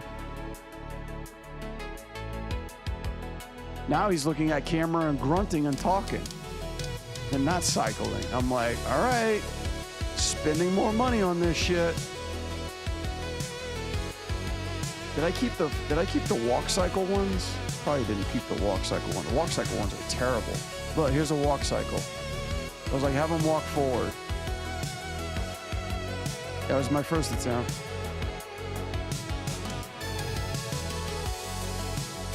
Yep, here's the other attempt too. It's blocky, it's snappy, it's not easing in and easing out what I told it to do. I was like, just keep it fucking simple. Oh yeah, I kept the recording to run cycles too. All the AI stuff, I admit it's catching your ass for stuff. Yeah, like you can't, like, here's the thing. I can write a prompt to ask it to do something, but here's the thing, guys. You and we all know this. When we make something, we're gonna have adjustments. We're gonna have tweaks. We have to go in with a scalpel and the needle and polish shit. And that's the one thing that AI cannot do. It cannot polish stuff down to a T to make things look the way that we need to do, right? That's coming from the artist standpoint. But here's the problem. Companies, the people that are in charge of making like the big movies and the art and all that stuff like that, they are just looking at the attention span of the viewers nowadays. And like, I think it was Flame who said this, people have the attention spans of fucking goldfishes nowadays. They don't really care about details. They just only good enough suffices. And that's the big change that's happening, if you know what I mean. It doesn't have to be perfect, it just has to be good enough. You know, and that's what people are, that's the new fucking wave of that's the new fucking like golden standard of what production is being compared to right now, you know.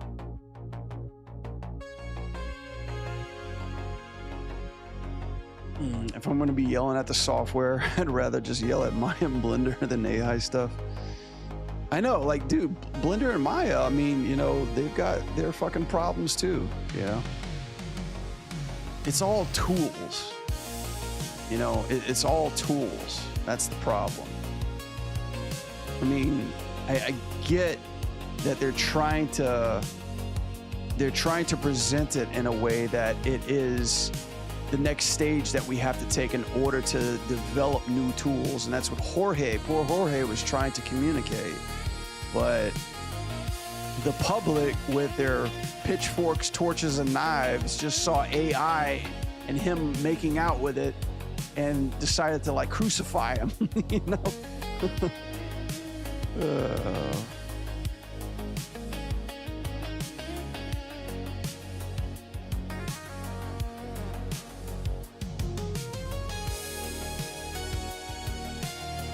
right, let me get. I can't keep ranting about AI. Give me a second, guys.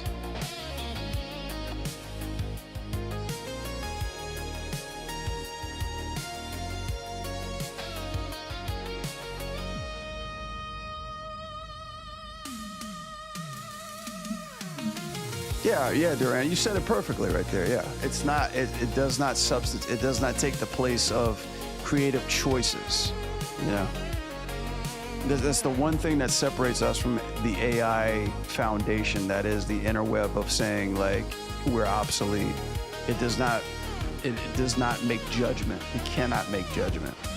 You cannot make judgment calls. It's the one thing they can't do. AI will just give you what it interpolates. That's it. But the problem with the world is, guys, is humans. It's humans. Humans will say anything and everything just to be first at everything. The first, the best, the most viewed, the most outrageous, you know.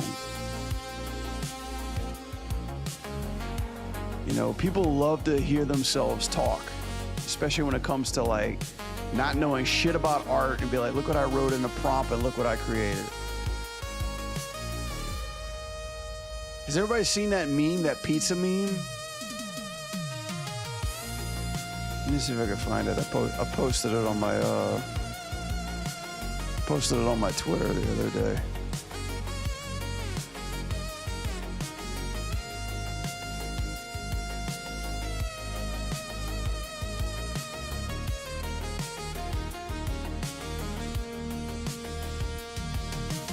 Is it still there? Do they still have it? No, fuck.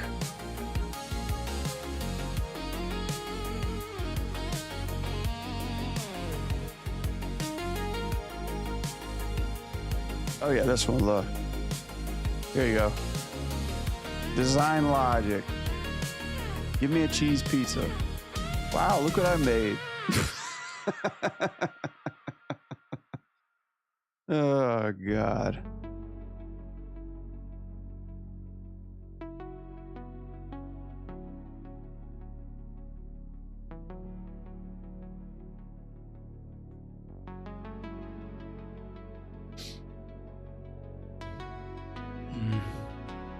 It's all right, guys. Keep making noise, man, because that's what gets attention.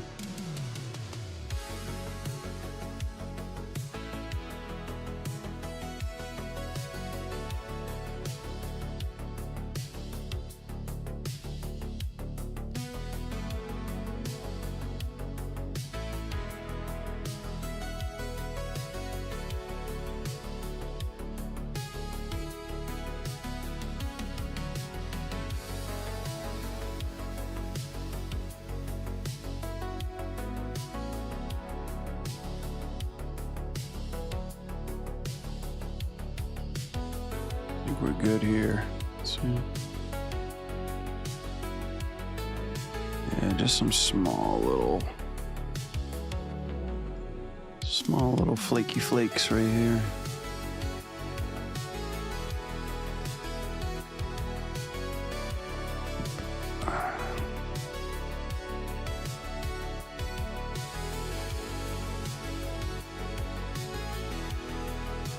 I think I'm good with that. I think I'm good. It's so weird just seeing the arms come out of this character, but I think that's what needed to be done.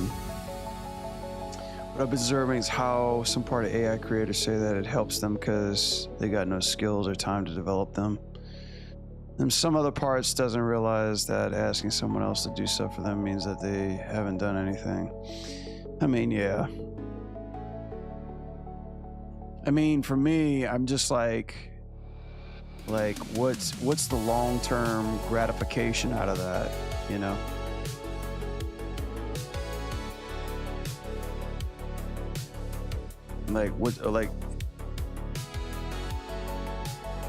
Like I can kind of see, like for me, and I can kind of attest to some of that too. Like for me, it's like, suppose I want to do like a feature film or a short film or something like that. but I suck at concept art, and I suck at writing. I suck at lighting. I suck at, you know, rigging. I suck at modeling, and reaching out to a bunch of people that are good at these things, asking them for help, and them saying, okay, yeah, if at all possible, they want to help me for free or want to collaborate with me for free or want to work for free. It's a hard thing to come by, especially if it's some of my closest friends who I do reach out to and do help. They have time, they have deadlines, they have their own shit, they have schedules too, they can't do it, or oh, I've been working on it, or I can't deliver it to. What are you gonna do? What's like the most assured thing that you're gonna try to do in order to kind of help you visually concept something? Probably jump onto these things, jump onto these tools too. So I could see that, like I could see that being the case as, yeah, I'm going to use this to kind of like put a lot of things together so I could eventually create something or try something because I suck at the rest of everything. Counter to that, it's just the people that I think are using this as kind of like a flash in the pan just to get that 10-second attention span, the likes, the shares, the comments, the, oh, it looks great, oh, it looks brilliant, or just almost get self-gratification, you know, for that moment.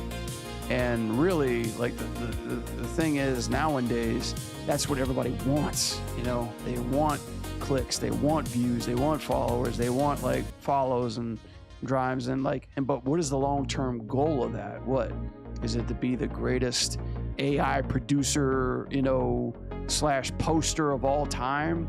What? So you can get like sponsors, like, and all that other shit? Like, I don't know what the long-term goal of that is, you know? Once the ad bursts, I like to see what will happen, because Unreal will have to rewrite several parts of some of the stuff that can be done. I don't know, man. I'm hoping, you and me both. I'm kind of hoping that's gonna happen one day. Like the way of Sora. Sora was some hot shit at one point in time, and they got purchased and they got destroyed after that. So everybody who's trying to make their Pixar porno on YouTube can't do it anymore, you know. Now they ain't got crap, they ain't got shit to post on their channels anymore. And it's crazy because, like, I kind of understand why people are doing that, because YouTube, Jesus, YouTube is about to get 10 times harder to even get partnership with them, because they announced something like they're expanding their acquirement program software to be somewhere like, I don't know, like 8 million views by next year in order to get that shit. Like, just some impossible feat. You know, like, nobody can produce videos at this amount of time, but they're assuming that people are just using like a whole bunch of AI tools in order to get that mainstream. So shit. Like, I was trying to get partnered with YouTube, man, and like, me being an animator and doing all this stuff, I don't have time to do all that. I can't get that many views in that short amount of time.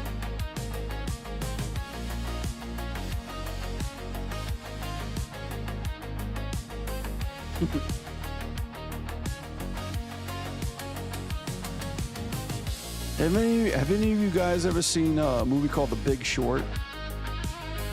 It's a really good movie. It's about the housing market crash.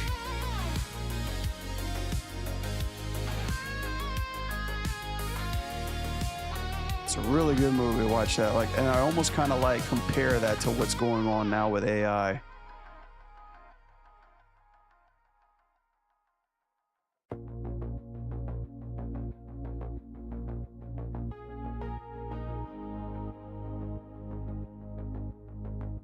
How much more I got to this?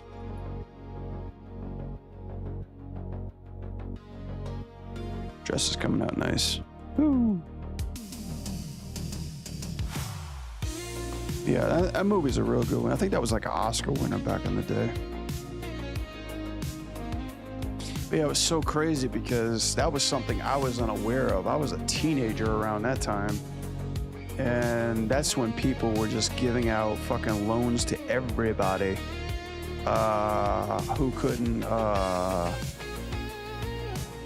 who didn't have enough money to pay premiums on their mortgage.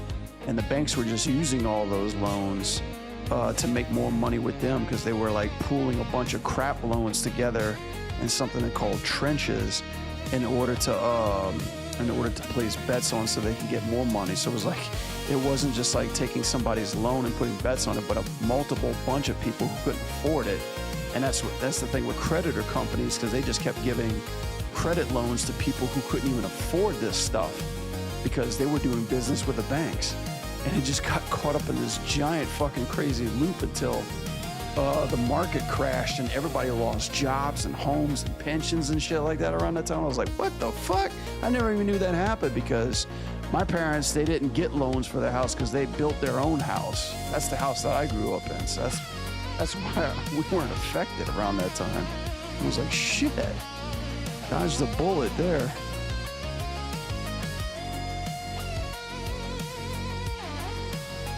I remember after watching that movie, I was like, it was right around the time I was trying to buy a house. I was like, I don't know if I want to buy a house now. I'm too fucking scared.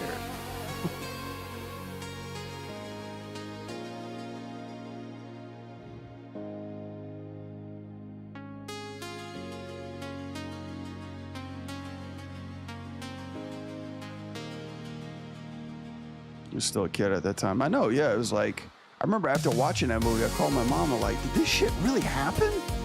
And she's like, yeah, it really did. I'm like, why didn't you tell me? Yeah, because I was just a teenager. I didn't fucking know jack shit about loans, income, like banks, trenches, states, a market, any of that, capitalism, any of that shit. And she's like, oh, yeah, we're fine because we built our house. And I was like, oh. It's like, that makes sense because like when I was a kid, my dad built our house with his bare hands and it took him like 6-7 years, so it made a lot of sense, you know. he didn't owe the bank, he didn't owe anybody nothing when he was done with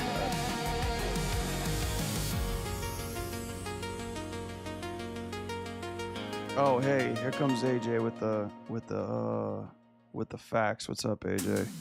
Wall Street crash with several financial crises triggered by the Great Recession. Yeah. Dow Jones plummeted over 50% in 2007 peak, wiping out trillions in wealth and freezing global credit. Fucking crazy. Fucking ludicrous.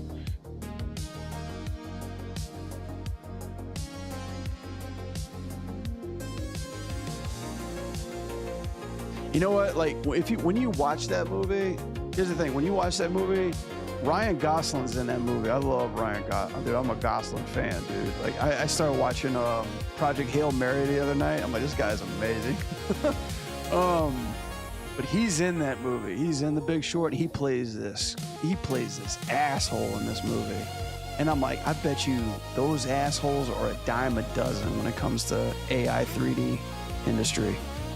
There's a million of those fucking assholes working like these fucking AI programs when it comes to this 3D industry. I bet you.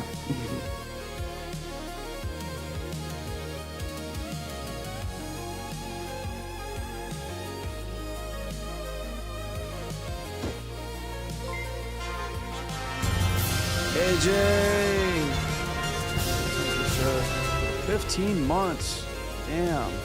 One of the OGs. AJ, your new name is OG. Thank you for the 15 months, buddy. I appreciate that. Super grateful for all your support, dude.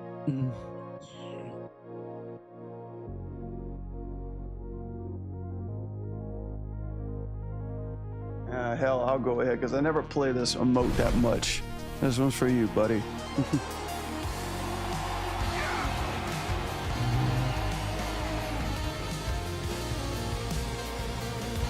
I need to find a way how to incorporate everybody's name underneath that victory.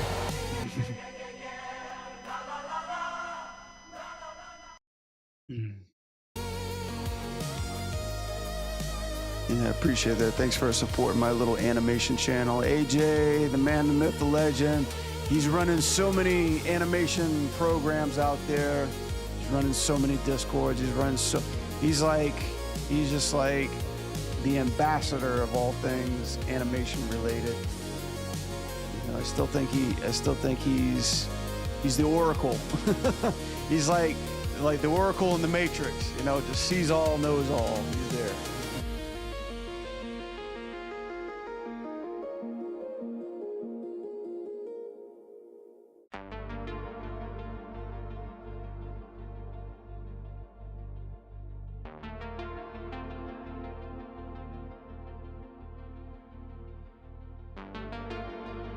Oh, here's the stint of the cast. The new X-Men cast, ladies and germs. Oddly enough, Professor Xavier is the tallest one. Who's this guy? Is that the director? You know, Hugh Jackman can come in this movie and still make sense. Because Wolverine's that old. Oh God, somebody put AI on this.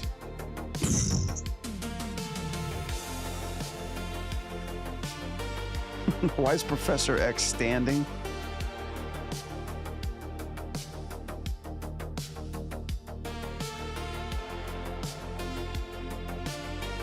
Uh-oh.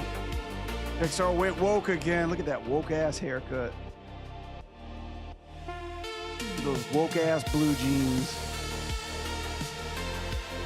We gotta kill his barber for real.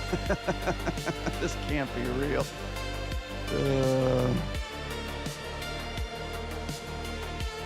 Ultron's got a new movie. Frozen 3 is being animated already.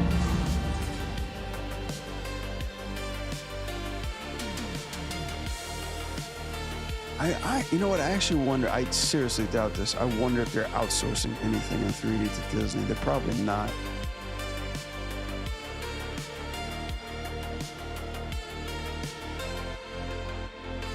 Neat Jurassic-sized new addition to Ball. Who the fuck is this? Chat, do you know who's animating Ice Age?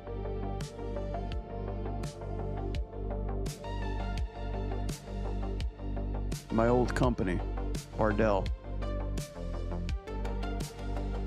Bardell is animating this movie. I mean, kudos for them to doing a feature, but my God, it's not going to be the same. I know the supervisor who's working on this. He was at Blue Sky for a time too. I can't stand him, but yeah, I'm kind of in that boat too. No Blue Sky, no watch for me.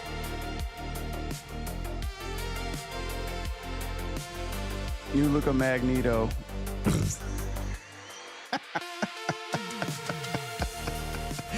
Why does he look so, like, weak? He looks so old. Love you, Sir Ian. You shall not pass. He's got to say that in the movie. Oh my God, imagine if he dies in this movie. Spoiler alert. Gandalf dies in Doomsday. Somebody's gonna die.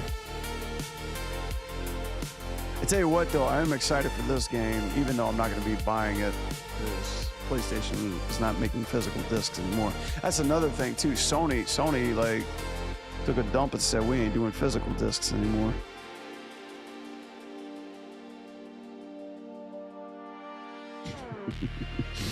I love Twitter.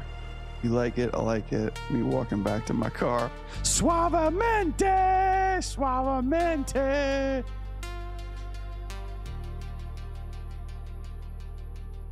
Bluey movie.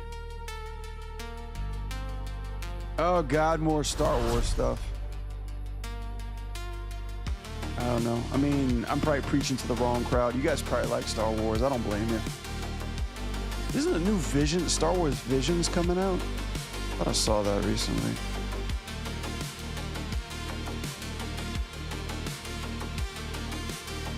Oh, shut up, Max. You don't like Kingdom Hearts.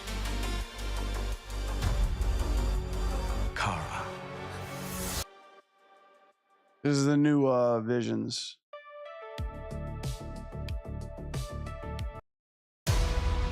Your father, Jima. Oh wait, it's already out? Was a powerful Jedi. Tell me this ninth Jedi isn't in the style of the last Airbender. Lightsaber. We have to find my father. Only he can help us. There is more to tell. Lord Shima, this weapon will bring order to the galaxy. You will destroy the entire planet. Fire. Guy sounds like he's talking out of a Pringles can. Okay, so this is just a feature-length film. It's not like a set of small films, right? Dude, what's up with the K-pop music? To save the galaxy, we need to build a new order of Jedi. K-pop in space. Disney's stealing shit. They're taking notes. They're trying so hard to get back to that crowd. You cannot take now I'm alone. Your emotions and your weak. No. They give me strength. Silver Saber. Just like my father's. I'm a Jedi. Like my pops before me.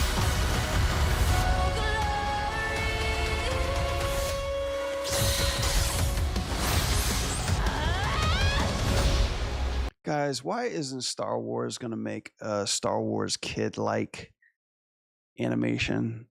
They've already made possibly one of the coolest, best animation rendition versions of Star Wars ever, but they refuse to bring it to streaming services. Does anybody know what Star Wars Kids is? Has anybody seen that at all? Or know of that? Probably one of the coolest fucking, I'm probably gonna get flagged for this too. Probably one of the coolest fucking animations. Check this shit out. Minute and a half. Prepare to get your balls blown off. Jedi Knight. Yeah, don't get me wrong. Star Wars Kids sounds like Nick Jr., but bro, watch this animation. Okay. Let me give you some volume. Aren't you? There's something about this boy. The Force is unusually strong with him. You refer to the prophecy of the one who will bring balance to the Force. You believe it's this boy? Trained as a Jedi, you request for him. You will be. It's a little rough. I promise.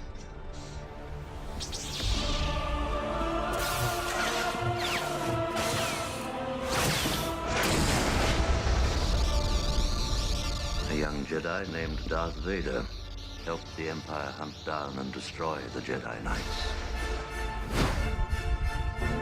I am a Jedi, like my father before me. You will meet your destiny. That lightsaber was Luke's and his father's before him, and now God, don't you feel old now? to you. God, this is just so ass.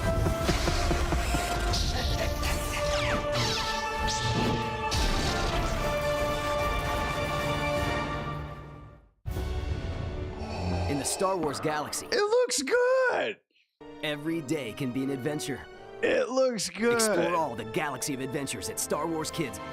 There's something about it. There's something very Gindie about it too. Gindie Taratovsky. There's something very Gindie about this shit too. I will die on this hill. Like just within a minute and 30 minutes, like a minute and 30 seconds. That's all you have to tell me about Star Wars. And yeah, you're right. Keisha's right. Animation feels more weighty. Yeah, I agree with that too.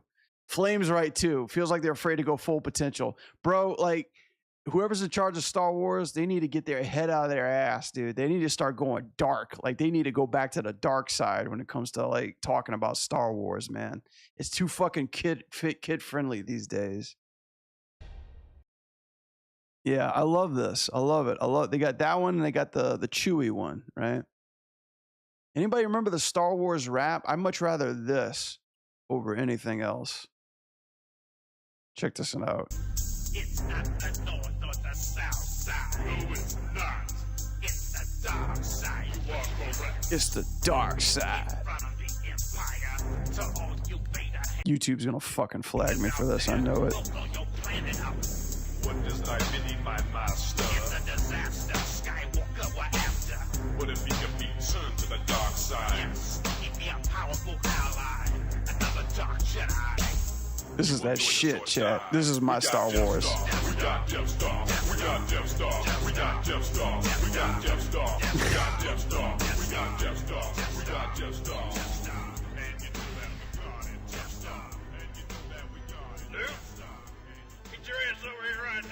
This is what Luke, get your ass over here right now. Yeah, this is the stuff that we missed. We missed this kind of Star Wars, man.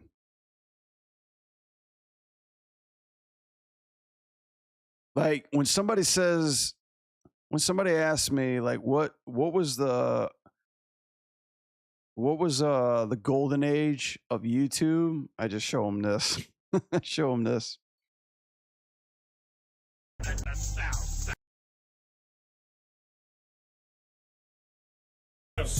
With my slick suede suit that's No, this ain't the right one. You gotta do the animation. Gangsta rap.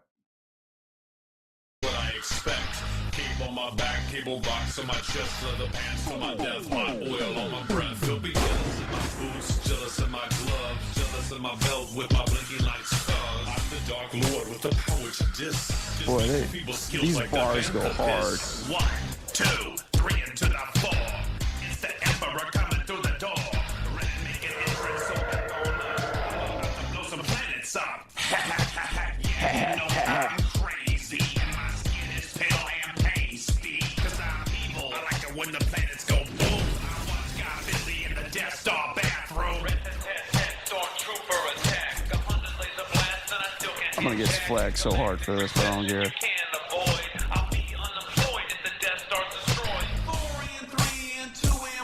Dude, right, like West Coast, East Coast, they just throwing up gang signs.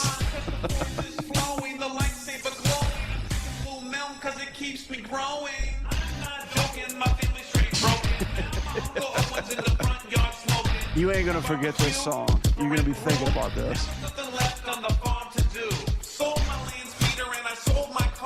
Fetz is the real OG song.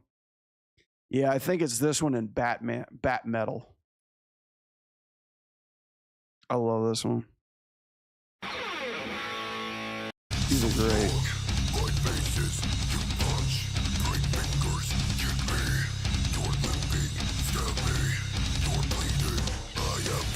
Fuck you, AI. This is real art.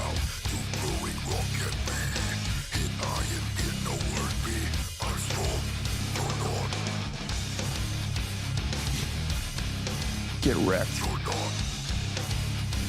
That's what we need to make, like AI, you are not.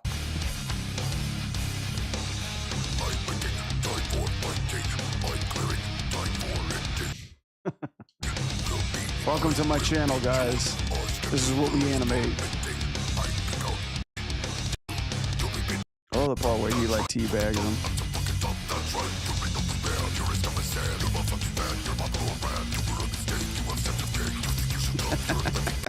How are these guys doing, by the way? Damn. Over 1 million views. These guys got 41 videos.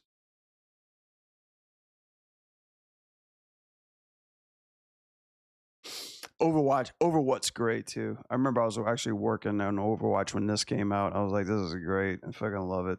I sent it out to everybody.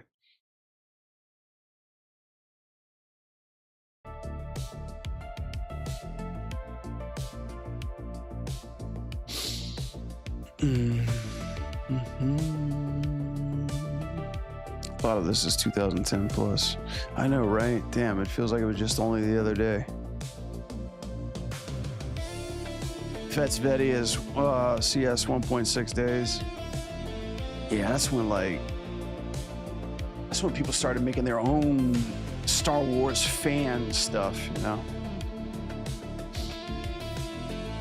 It's like when you started seeing lightsabers on YouTube, and you're like, how are they doing that?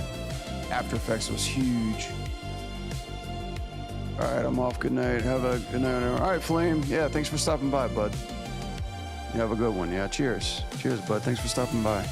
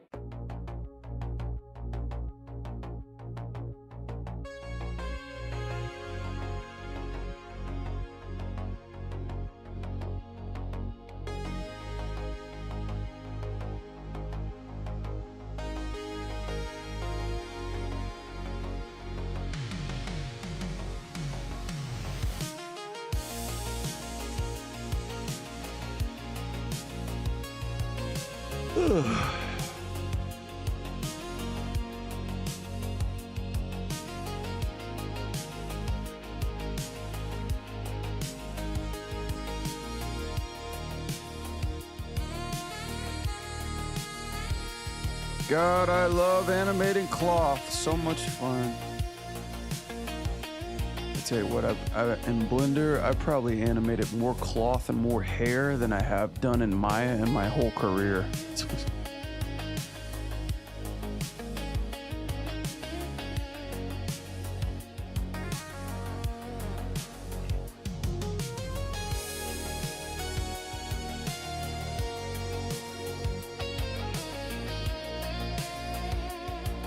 Alright, well, I'm glad my computer's being nice to me right now. Maybe it's because of the hardware switch.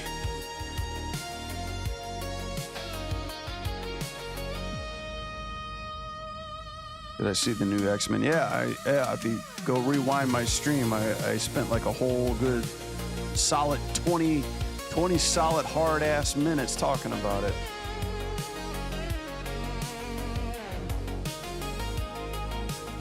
It's okay. I mean, I'm not gonna like boast about it right now because I gotta wait 2 years to see it.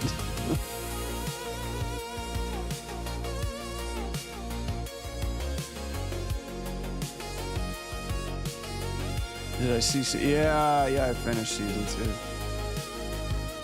I'll have to make a video on that. It was kind of, I mean,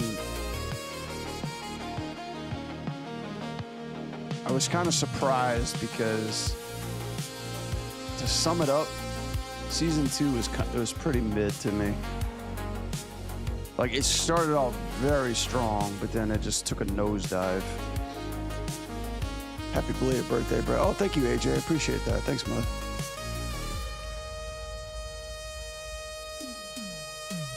Yeah, season 2 took a really big nosedive.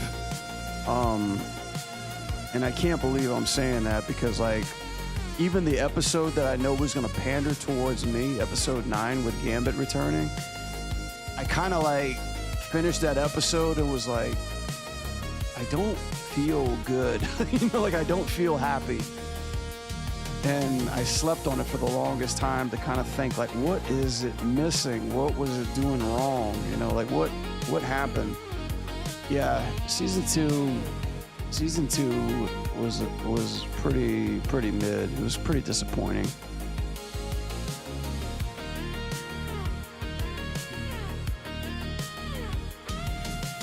It feels cheap. I mean, in a sense, yeah. Like, here's the thing.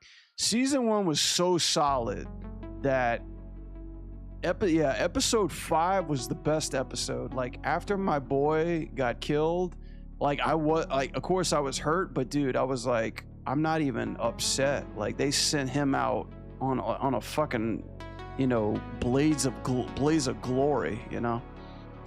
And I knew he was gonna come back, but I had more questions than anything. Like, okay, first of all, the stinger was great. Second of all, Apocalypse, and I don't want to spoil it for anybody, but Apocalypse does his thing to him, and then that's all we get of Apocalypse after that. It felt like it left a bad taste in my mouth. Like, there was more questions of, like, why did it happen this way? You know, type of deal.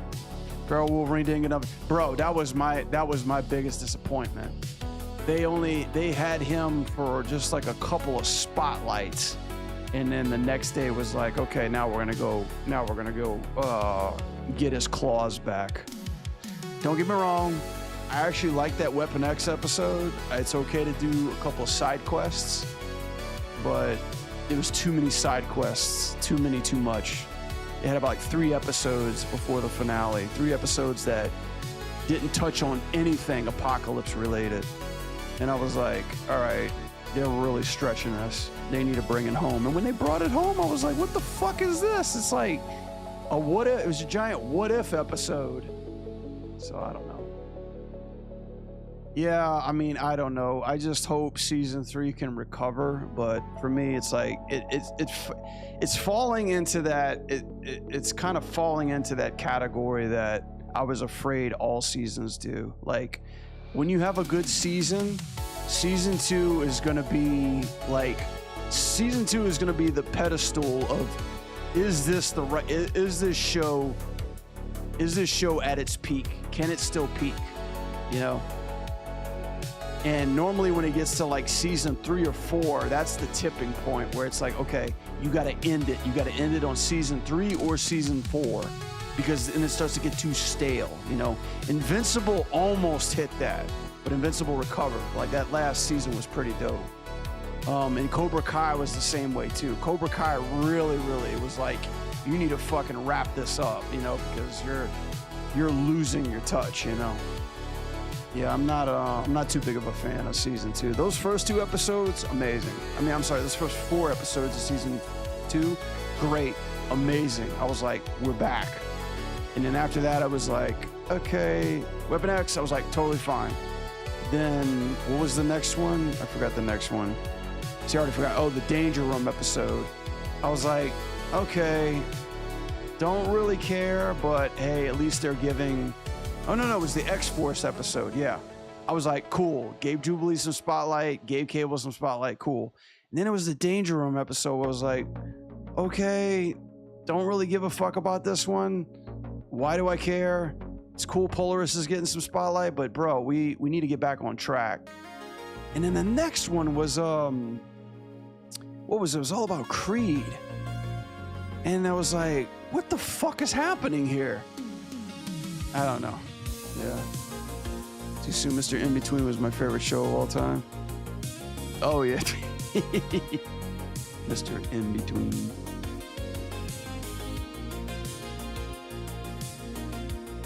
I saw a couple of clips on YouTube about Mr. In-Between. And bro, those clips hooked me. I was like, I totally identify with this guy.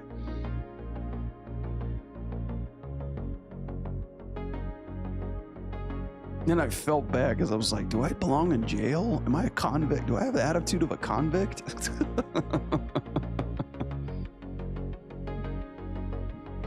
I think Mr. In-Between had my favorite line of that whole show is like, the world's full of assholes. Yeah, you know why? You know why the whole world's full of assholes? Because you don't do a damn thing about it. You let them be that way.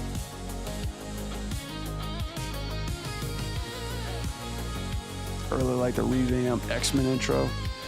I'll give the show props for that, because watching the intro was like a joy to me. Every time I would watch the intro, I'd be like, who's gonna be in it? Like they really pander it to like what the rest of the show is gonna be. So it's like, good on them for making that interesting.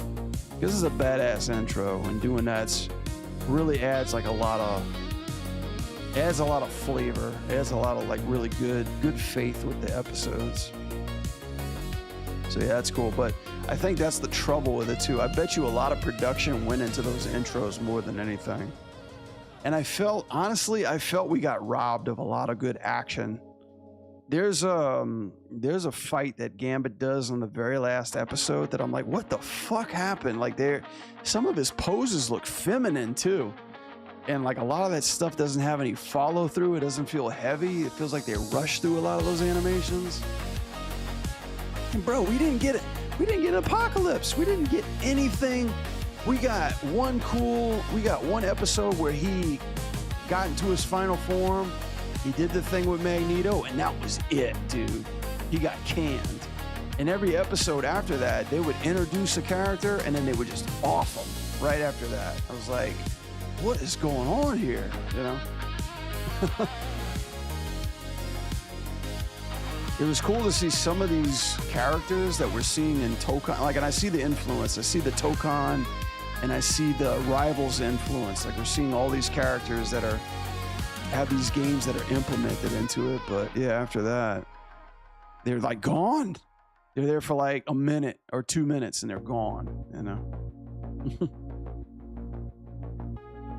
Yeah, I'll have to do some more deep dive in it. I just wasn't impressed. I didn't like how it ended, and I hate like reading everybody's reviews and shit beforehand. You're like, oh, it brought the goods, and I'm like, yeah, just kind of mid.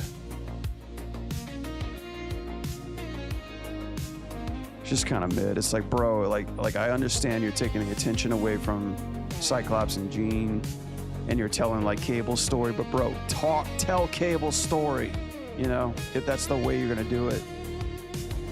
You know, we didn't get anything. We didn't, like, it felt like just like a whole bunch of like, here's some other characters for one episode and done. But I think my biggest disappointment was Apocalypse, dude. I didn't like how they handled him.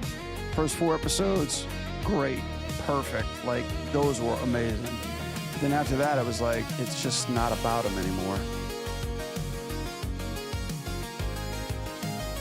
Yeah, well, looks like we gotta wait another year. Hopefully they pay their artists.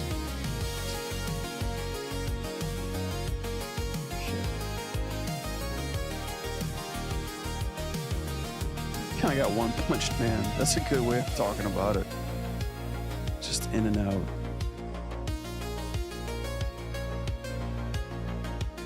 And then it's like, you know what disappointed me about Wolverine? Like they gave him like this one cool episode. And I actually liked that episode because it reminded me of The Thing. It was like a horror episode. It was like, this is cool. And then like you're thinking, okay, great, he's got his shit back. He's gonna fight Apocalypse. Nope. Didn't get it. We just got Wolverine, you know, pulling his claws out, having a bunch of one-liners for the rest of the season. That was it. I was like, man, they did him dirty. They showed Feral Wolverine. They got me all pumped up. They took that away from me, and then it's like, all right. Yo, what up, gamer? Shit, I can't even... What pose am I trying to get with this costume right here?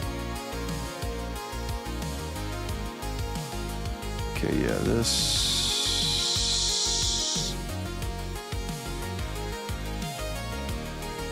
There we go.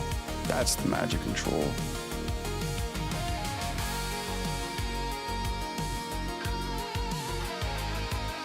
That's the magic. So you're maining Blender these days? Bro, I was telling earlier, I was like, I'm doing more cloth and hair animation in Blender than I've ever done in Maya throughout my whole career. Yeah, this was, I knew 2026 was going to be my Blender year. I was going to I really wanted to dive into the software and try to get some animations under my belt.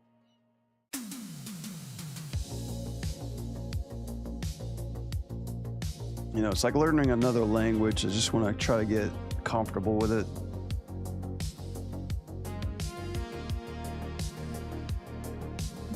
It's been fun though, you know. It's been fun.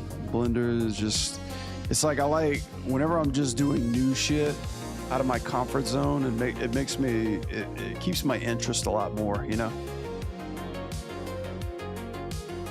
Getting Adamantium back is like the season ending, a cliffhanger is the worst. What sucks is that they showed Omega Red and then they didn't do anything with him. They're like, hey, Omega Red, I'm back, and then done, you know.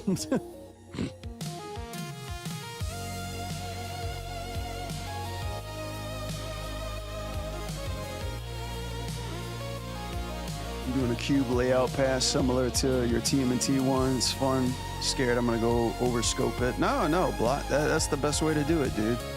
What you're gonna find though is when you do your cube pass, when you get your characters into it too, your timing is gonna be like so different. And you're gonna be like, oh, I get it, you know? But it's cool because the cube pass is the fastest way to visually get it out, you know? I had a talk about this with David the other day. I was like, when you get an idea, you're trying to get it out as quickly as possible, like storyboarding. You know, and I always tell people, like, when you have that adrenaline rush of a good idea, either talk about it, write it down, or board it out really quick, because I guarantee you're going to forget about it. If you're like, oh, that's such a good idea, I'm not going to forget, you will forget about it. Like, any good ideas that you come up to, write about it, document it, put it down. And be very specific about it too, so that way you can revisit it. Blocking's the same, like that blocking stuff's the same way too, in my opinion. What you working on? Like a fight or something? Like parkour or something? God, I hate this dress. I thought this character was gonna be easy because she's so simplified, but when you're introducing fucking cloth, Jesus. Ah, okay. I'm gonna do this. Do that. Do that. Fuck.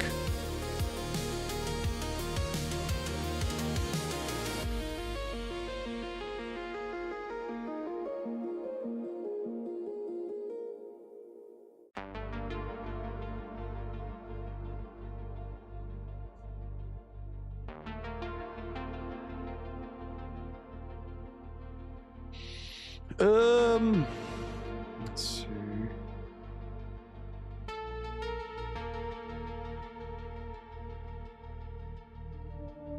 God damn.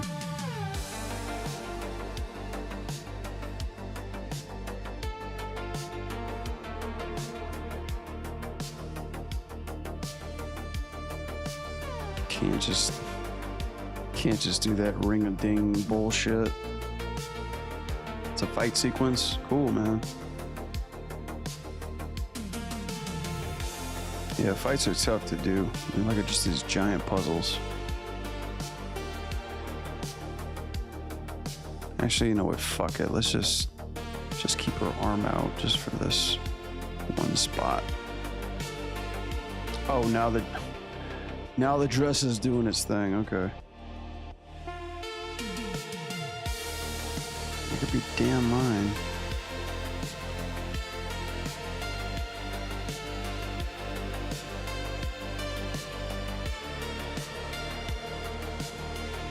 Only selected.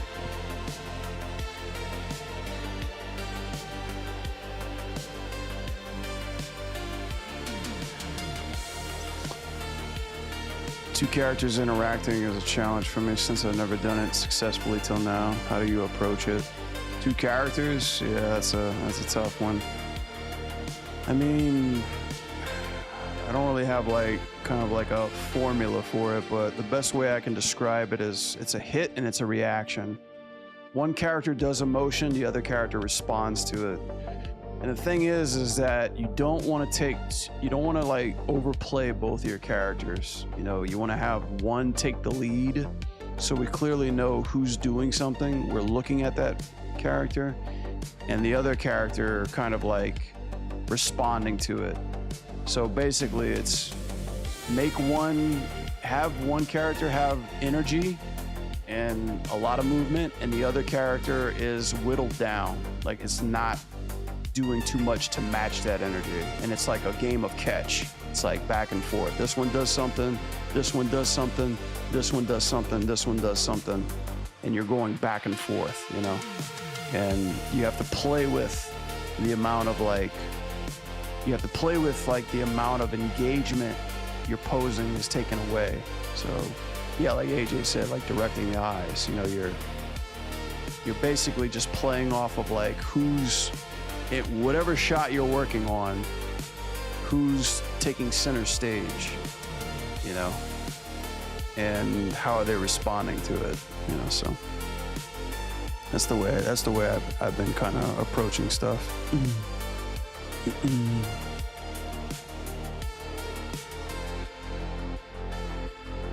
You know, it's kind of like if you watch any kind of martial arts movie, and it's so funny when people don't realize they're not doing this until they actually pause and pay attention.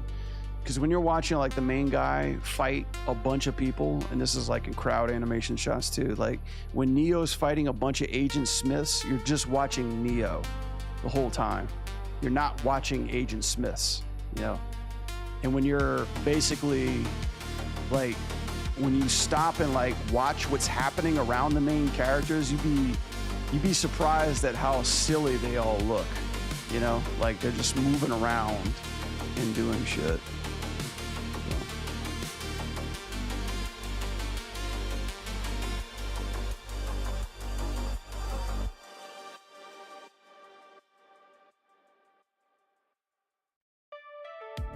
Here's a funny example. I saw this the other day. I thought it was hilarious.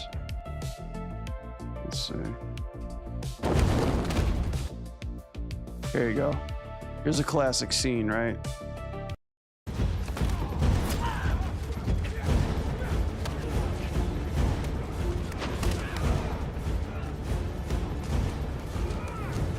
You're clearly watching Catwoman, right?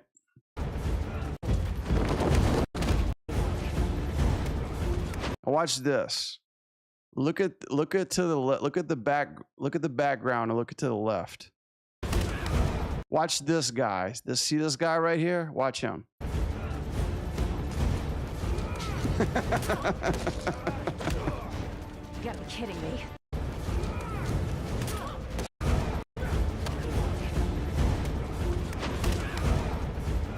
Ah! Oh, I tripped.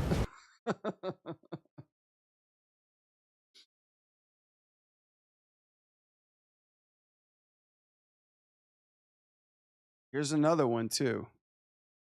I always like showing Batman stuff because people are really interested in watching this.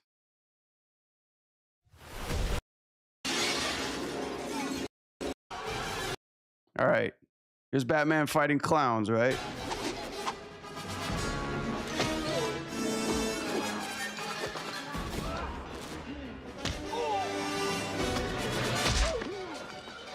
All right, so you're clearly watching Batman this whole time, right? But watch this shot.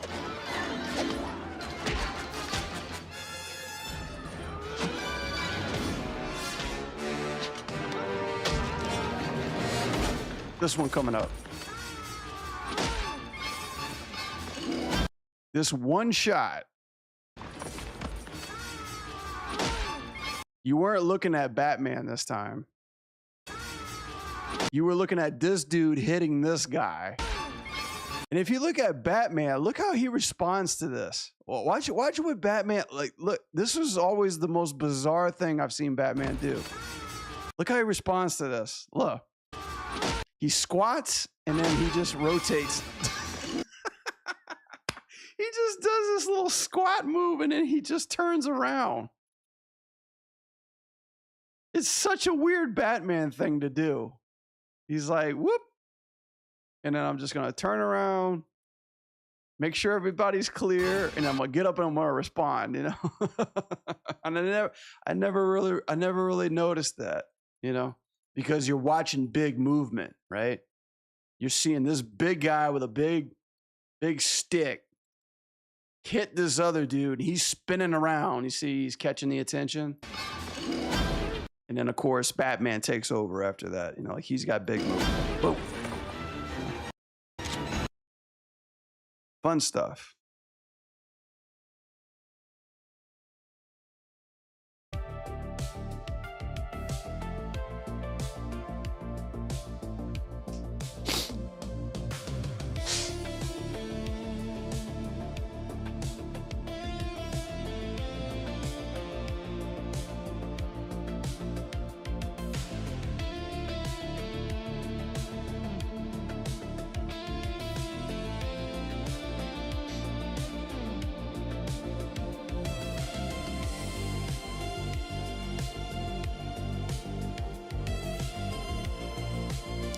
And always, too, feel free to drop anything in the Discord if you need eyes on it. You know, I love talking about like dynamic stuff.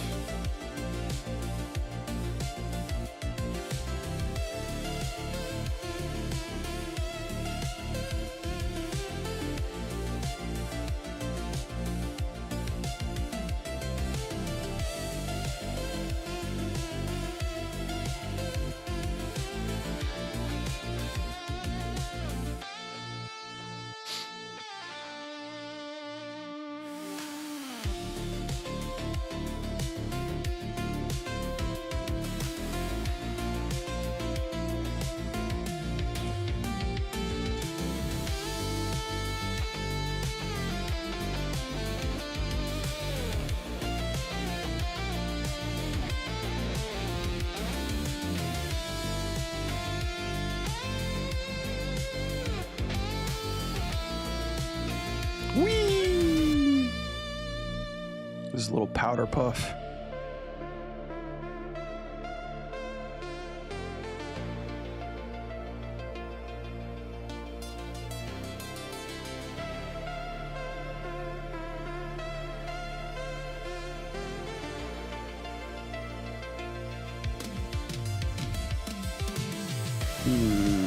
Let's see if I can get that.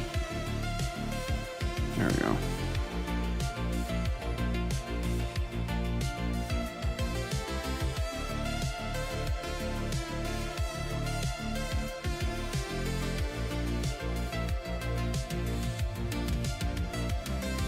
Yeah, I want to make this dress go poof.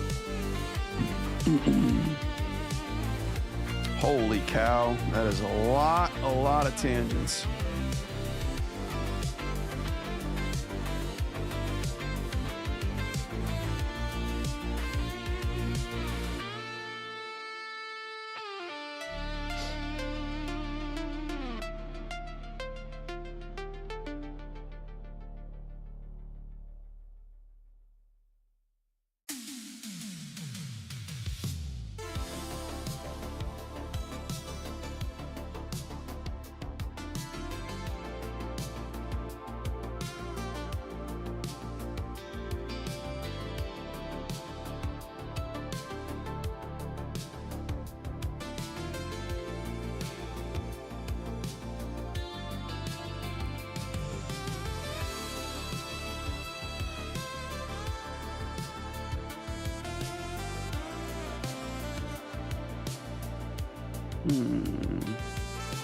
What happens if I take that, shove it over?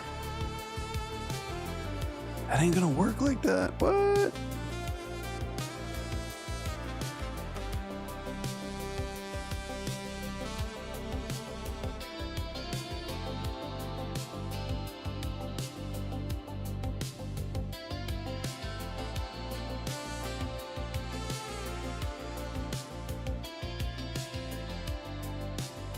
Okay, clearly, let's see, clearly something's not being grabbed here. Extras, motion pass, all that other crap. What's all these tangents? Oh, okay, that's the IK. Don't need that.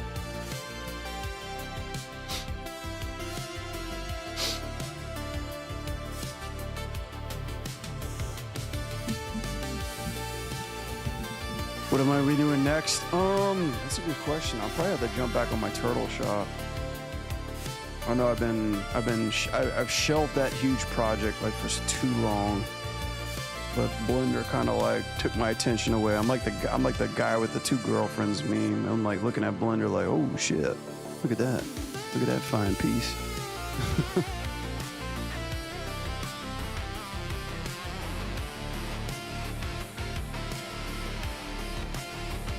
But yeah, definitely I want to, there's this Sonic rig I got on Blender too that I'm like, this looks pretty cool. But the big thing is that I told Trey, one of my friends, because he did a Carnage rig, I told him I was going to do a Carnage animation, but I'm not going to have time to do that one quite yet. I probably want to get back to Ronin after this. I had an idea for a really cool animation, but I got a buddy of mine who's rigging something for me currently, and whenever he can finish it, I'll jump back on that too as well.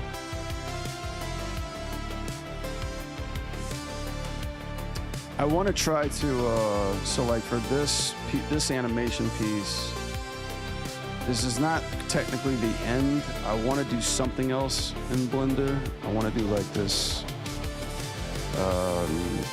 little stage piece with Hornet, but I want to try something different. I want to try actually rigging something in Blender. So I'm just going to take it simple. I'm just going to rig like a weapon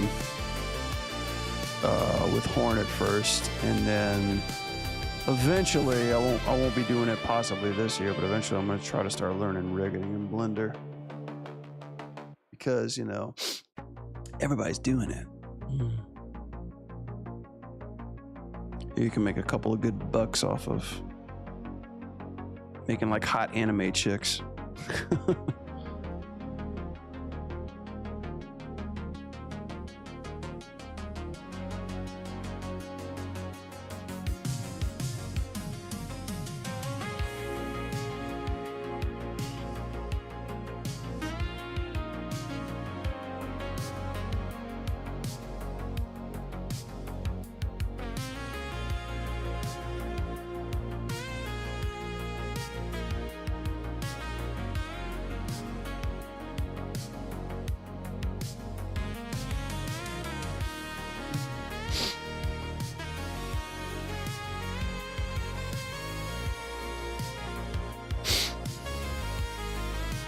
Looks like AJ's got some good resources you can check out.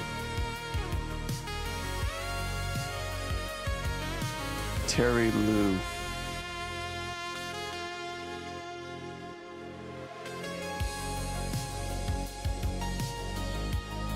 Oh my God, too many words.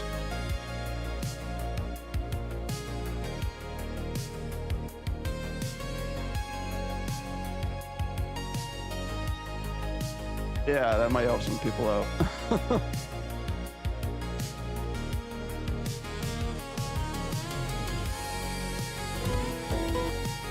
This is interesting. He's got a demo reel. Let's check this out.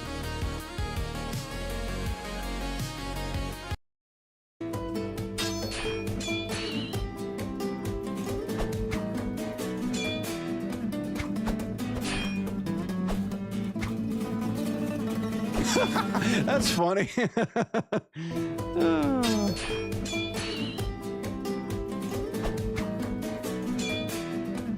Some of these shots are pretty cool. This is a cool shot. That's hilarious. Like, he just like grab and dance.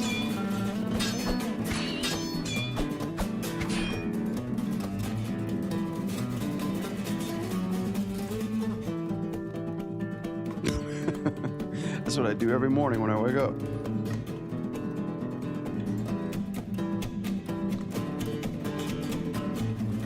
That was pretty cool.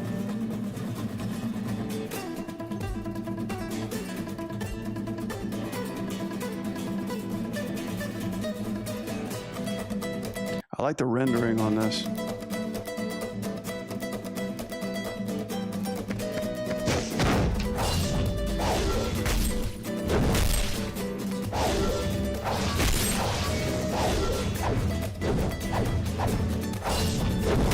I notice he arches his back a lot.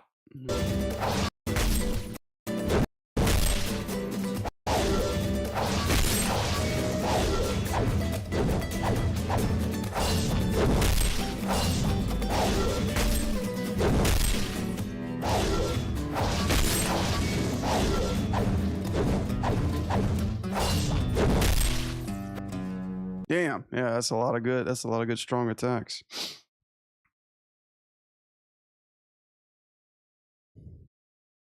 Three videos. 7 years ago, 5 years ago. Dominance. Holy cow. Just some of that early God of War shit. Man, this God, this quality is killing my eyes.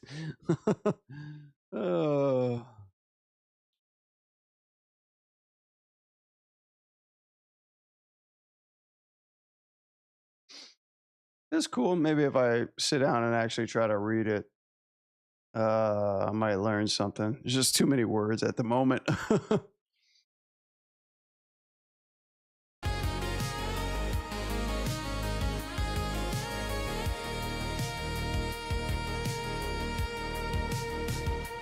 What time is it? No, it's 12. Shit, it's already 12. I was hoping to get done with this cloth animation.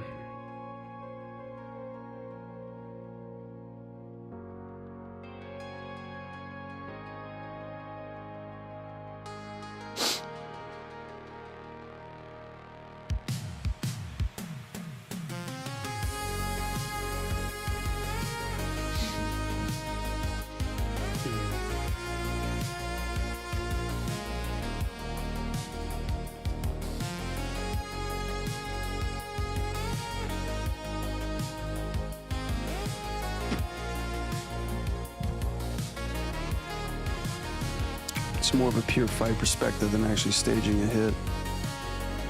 Yeah, I think it's kind of like the science of fighting, because that's something I kind of struggle with when it comes to plotting it out. You know, to me, it's like, for me, and this is what I learned when I started filming like fight choreography.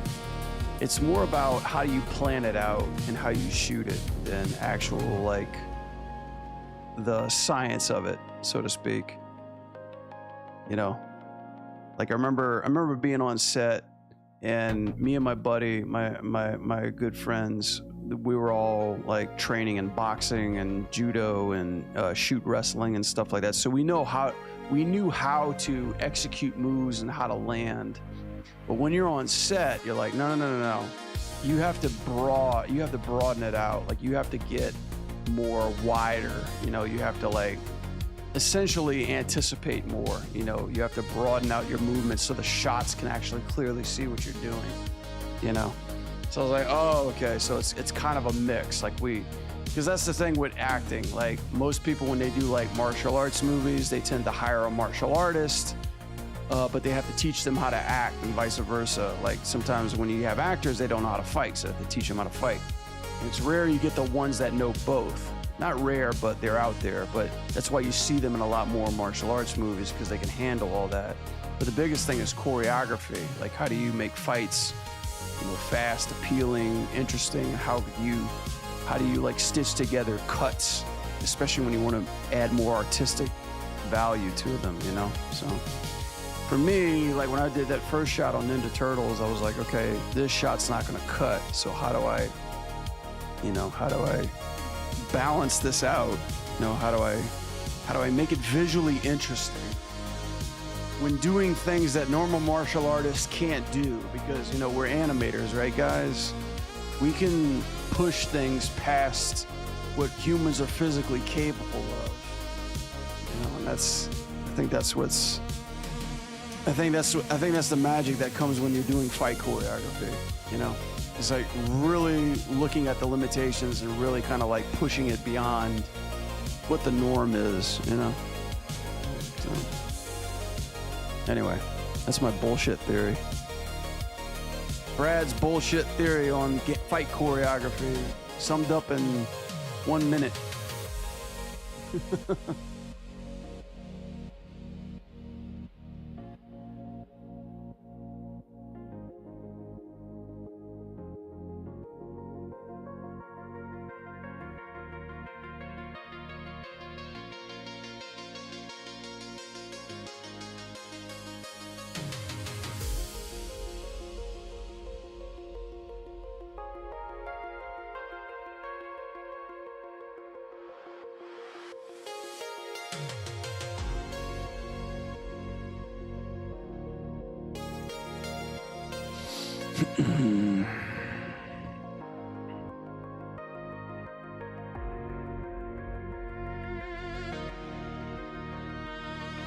It's like if you were to tell me to like sell that on Gumroad, like how would I do that? It's like I'm not choreographing a fight. I never was a fight choreographer. I'm just a professional arranger of ass whooping. We're not fighting. We're aggressively collaborating here.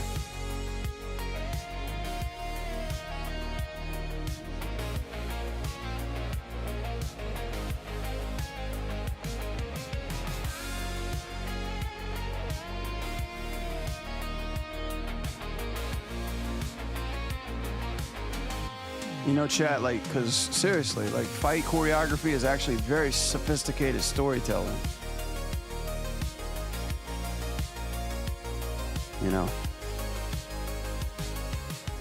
It's like, how do I get this motherfucker through a table? Oh, there's my prop. Here's the body. Here's the frequency. And, here's the shot, so.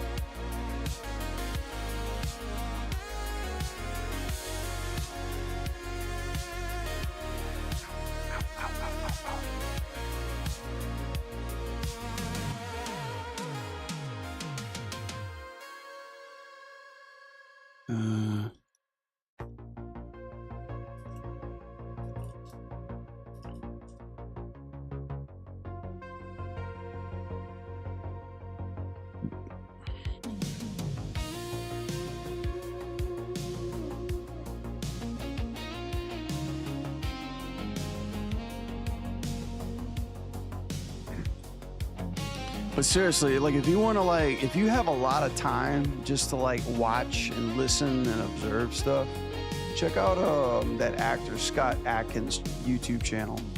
He's got a lot of fucking resources in that channel. He that's all he does is just talk about fights, breaks them down, like interviews fight actors, you know, gives like stuff called like the art of action and things like that. So, you know, that could be a cool place to start too.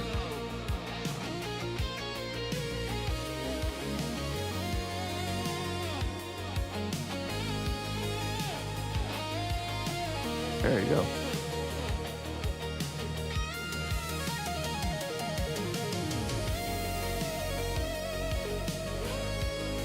We actually worked with him on set for a movie called Universal Soldier. I forgot which sequel that was. Yeah, he's a nice guy.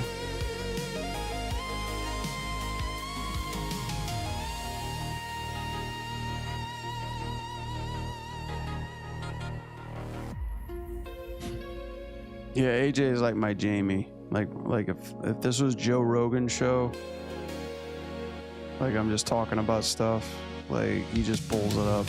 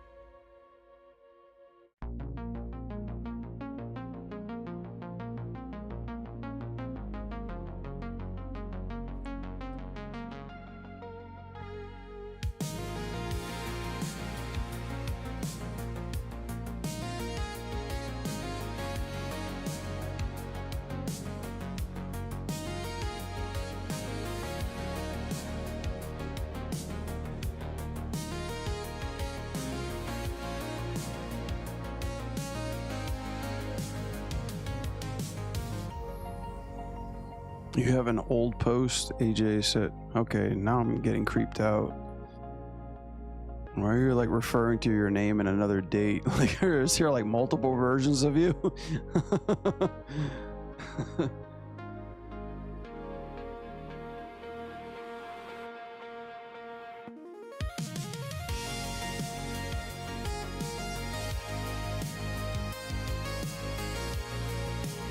Longtime collaborator, choreographer for Jackie Chan, Samoa Hung, Steven Yen, Donnie Yen, Yupong, Matrix, Birds of Prey. I know a few of those names. I don't know everybody though.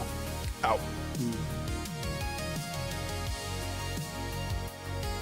You know who the new kid on the block is? That guy that played Kung Lao.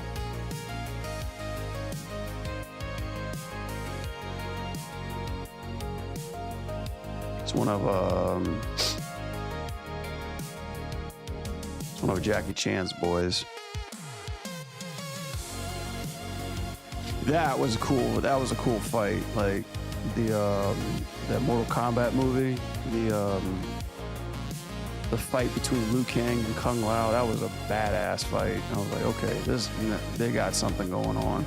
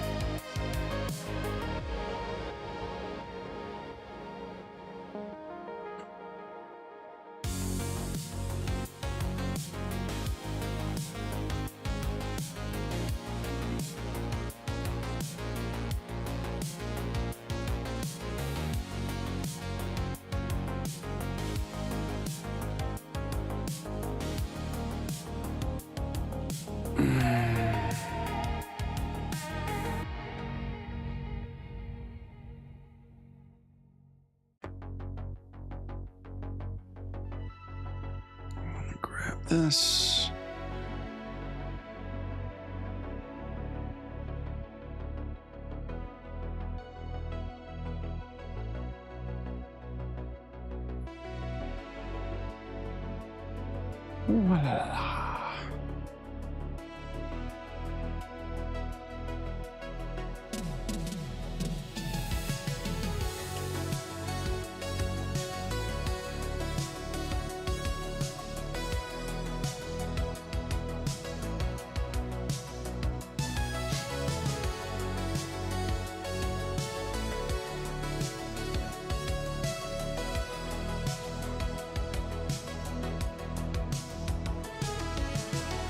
Oof, that one does not look good at all.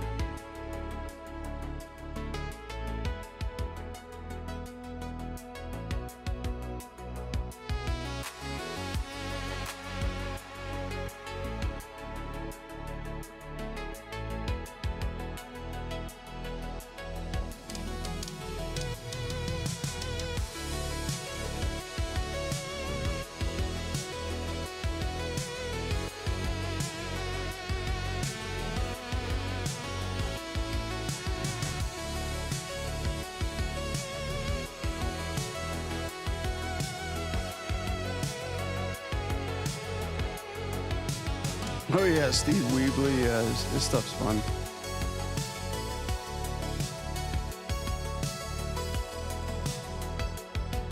He's got to be doing some of these animations in 60 frames a second. Some of that stuff's super fucking smooth.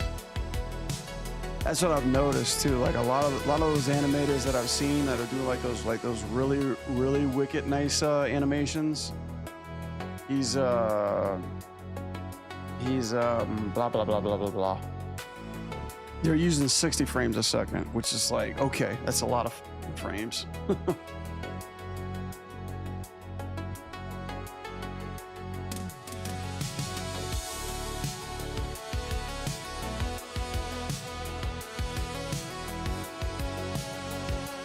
Yeah, thanks for all the resources there, DJ. What is this, Marco Regina? Oh, cool. I didn't like that last Kung Fu Panda movie.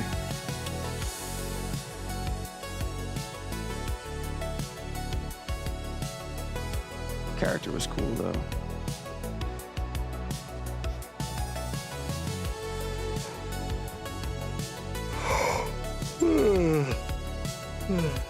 Yeah, I wish I got to work on Kung Fu Panda movie. Kung Fu Panda 1 is the GOAT, but I swear, I really love Kung Fu Panda 2.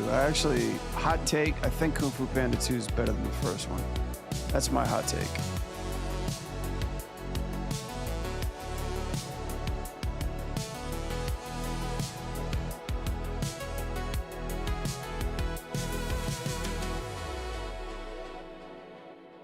Wait, say what? Why am I not getting these updates?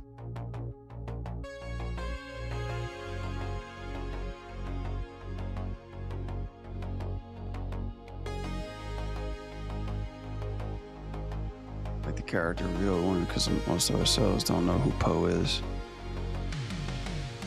Yeah, I haven't watched that one. I tried watching the fourth one a while ago. I couldn't get into it. I had a hard time getting into it. Like, I always thought it was really cool how they were introducing new animal characters as masters of Kung Fu, and I was like, oh, this is so great. Like, they can do anything with this, you know? It reminded me, it reminds me a lot of Teenage Mutant Ninja Turtles, because that's what they did. Like, the turtle, like, every mutation, it would have a new animal, and they would have, like, a new kind of characterized version of it. And I always thought, what's his name? The Peacock from Kung Fu Panda 2. I thought that was like the most fantastic character. I was like, God, this character's so fucking cool. You know, the way he moved, the way he looked, the way he just his character itself, you know? So I thought that was the most amazing character.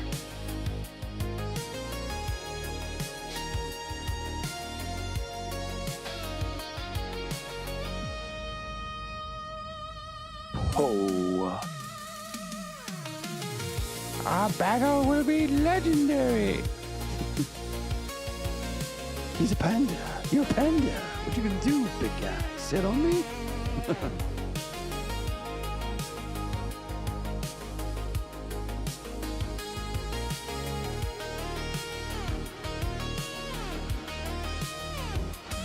No, that was the first one, huh? That was like, what's this? The tiger. Yeah, somebody made a rig of him lately. I was like, oh, that's so cool.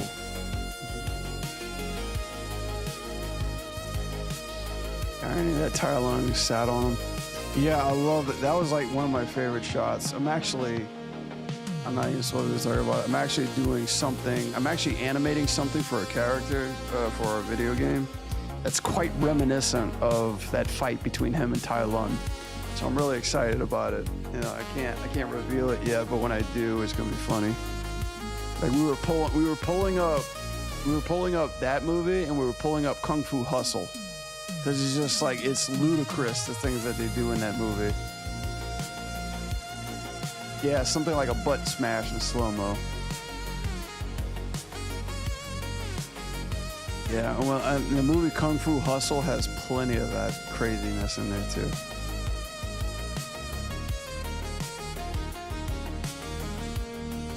Like, there's a part where the guy ascends up into the sky, and just as he's hitting the apex of how high he can go, this like bird comes along, and then he just like steps on the bird to get pushed up even higher. It's so stupid.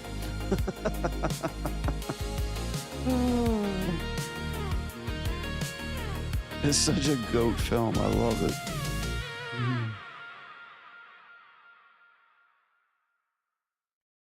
I remember that. I remember there was another movie called Shaolin Soccer. That was really, really good.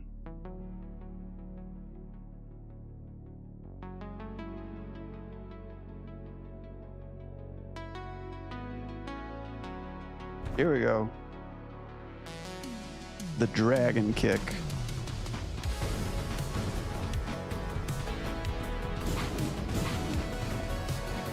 Look at that goalie.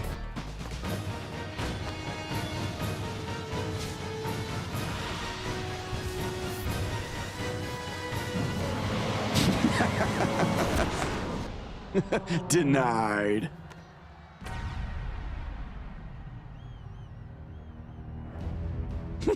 He's got his other hand in his pocket.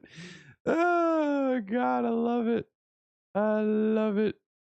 I love it. God, where's the last one where he, like, blows that dude's clothes off? There you go.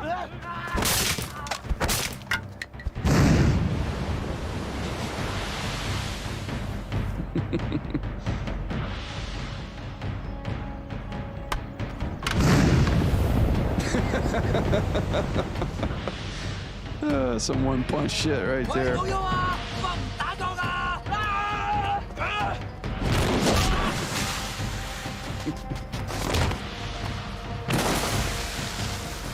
He just keeps sliding. I'm here to play soccer. Even call it soccer. Oh, God. The evil goalkeeper. Well, my favorite one was the final kick. Like the guy, was it this one? Yeah, this is it. This kick is so intense. Fucking like Hello Kitty Cat.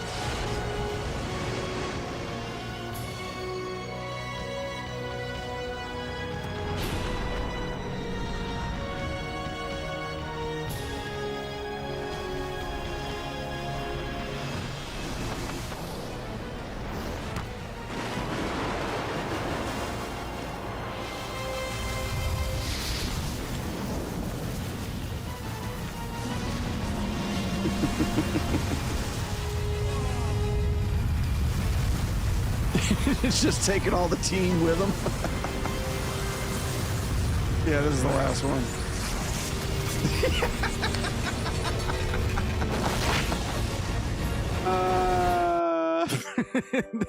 They stripped him down all of his clothes.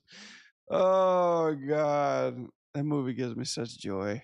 I love it. Dude's like, whoa! Like, that's so great. Oh man, like that's animation, right? That's like Looney Tune physics built in live action. That's why it's so funny. That's why it's so relatable. That's why we love it so much, because they're literally breaking every principle when they make films like that, you know? You don't remember the stripping bit? I remember that. I remember watching that and I just started laughing so hard. I was crying throughout the whole movie just from laughing so much. And then when that part came in, I'm just like, I'm done. Like, it's over. This is one of the greatest films ever.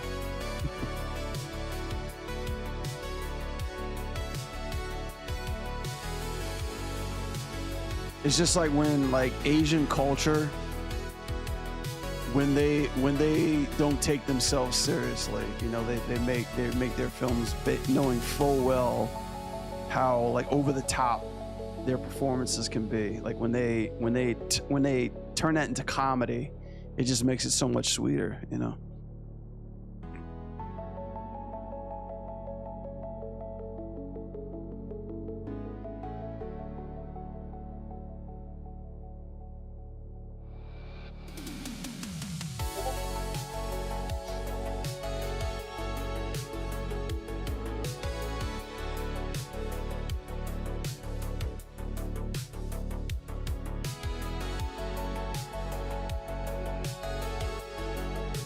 All right.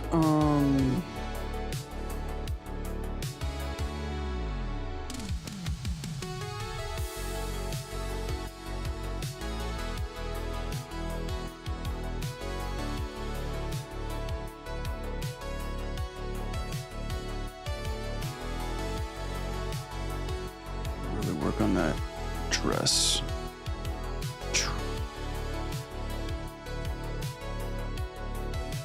God, there's so much to it.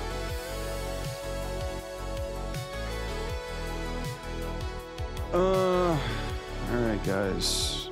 I thought I was gonna get this dress done tonight. Probably gonna have to put a lid on it too. At least we got through halfway. Let's save.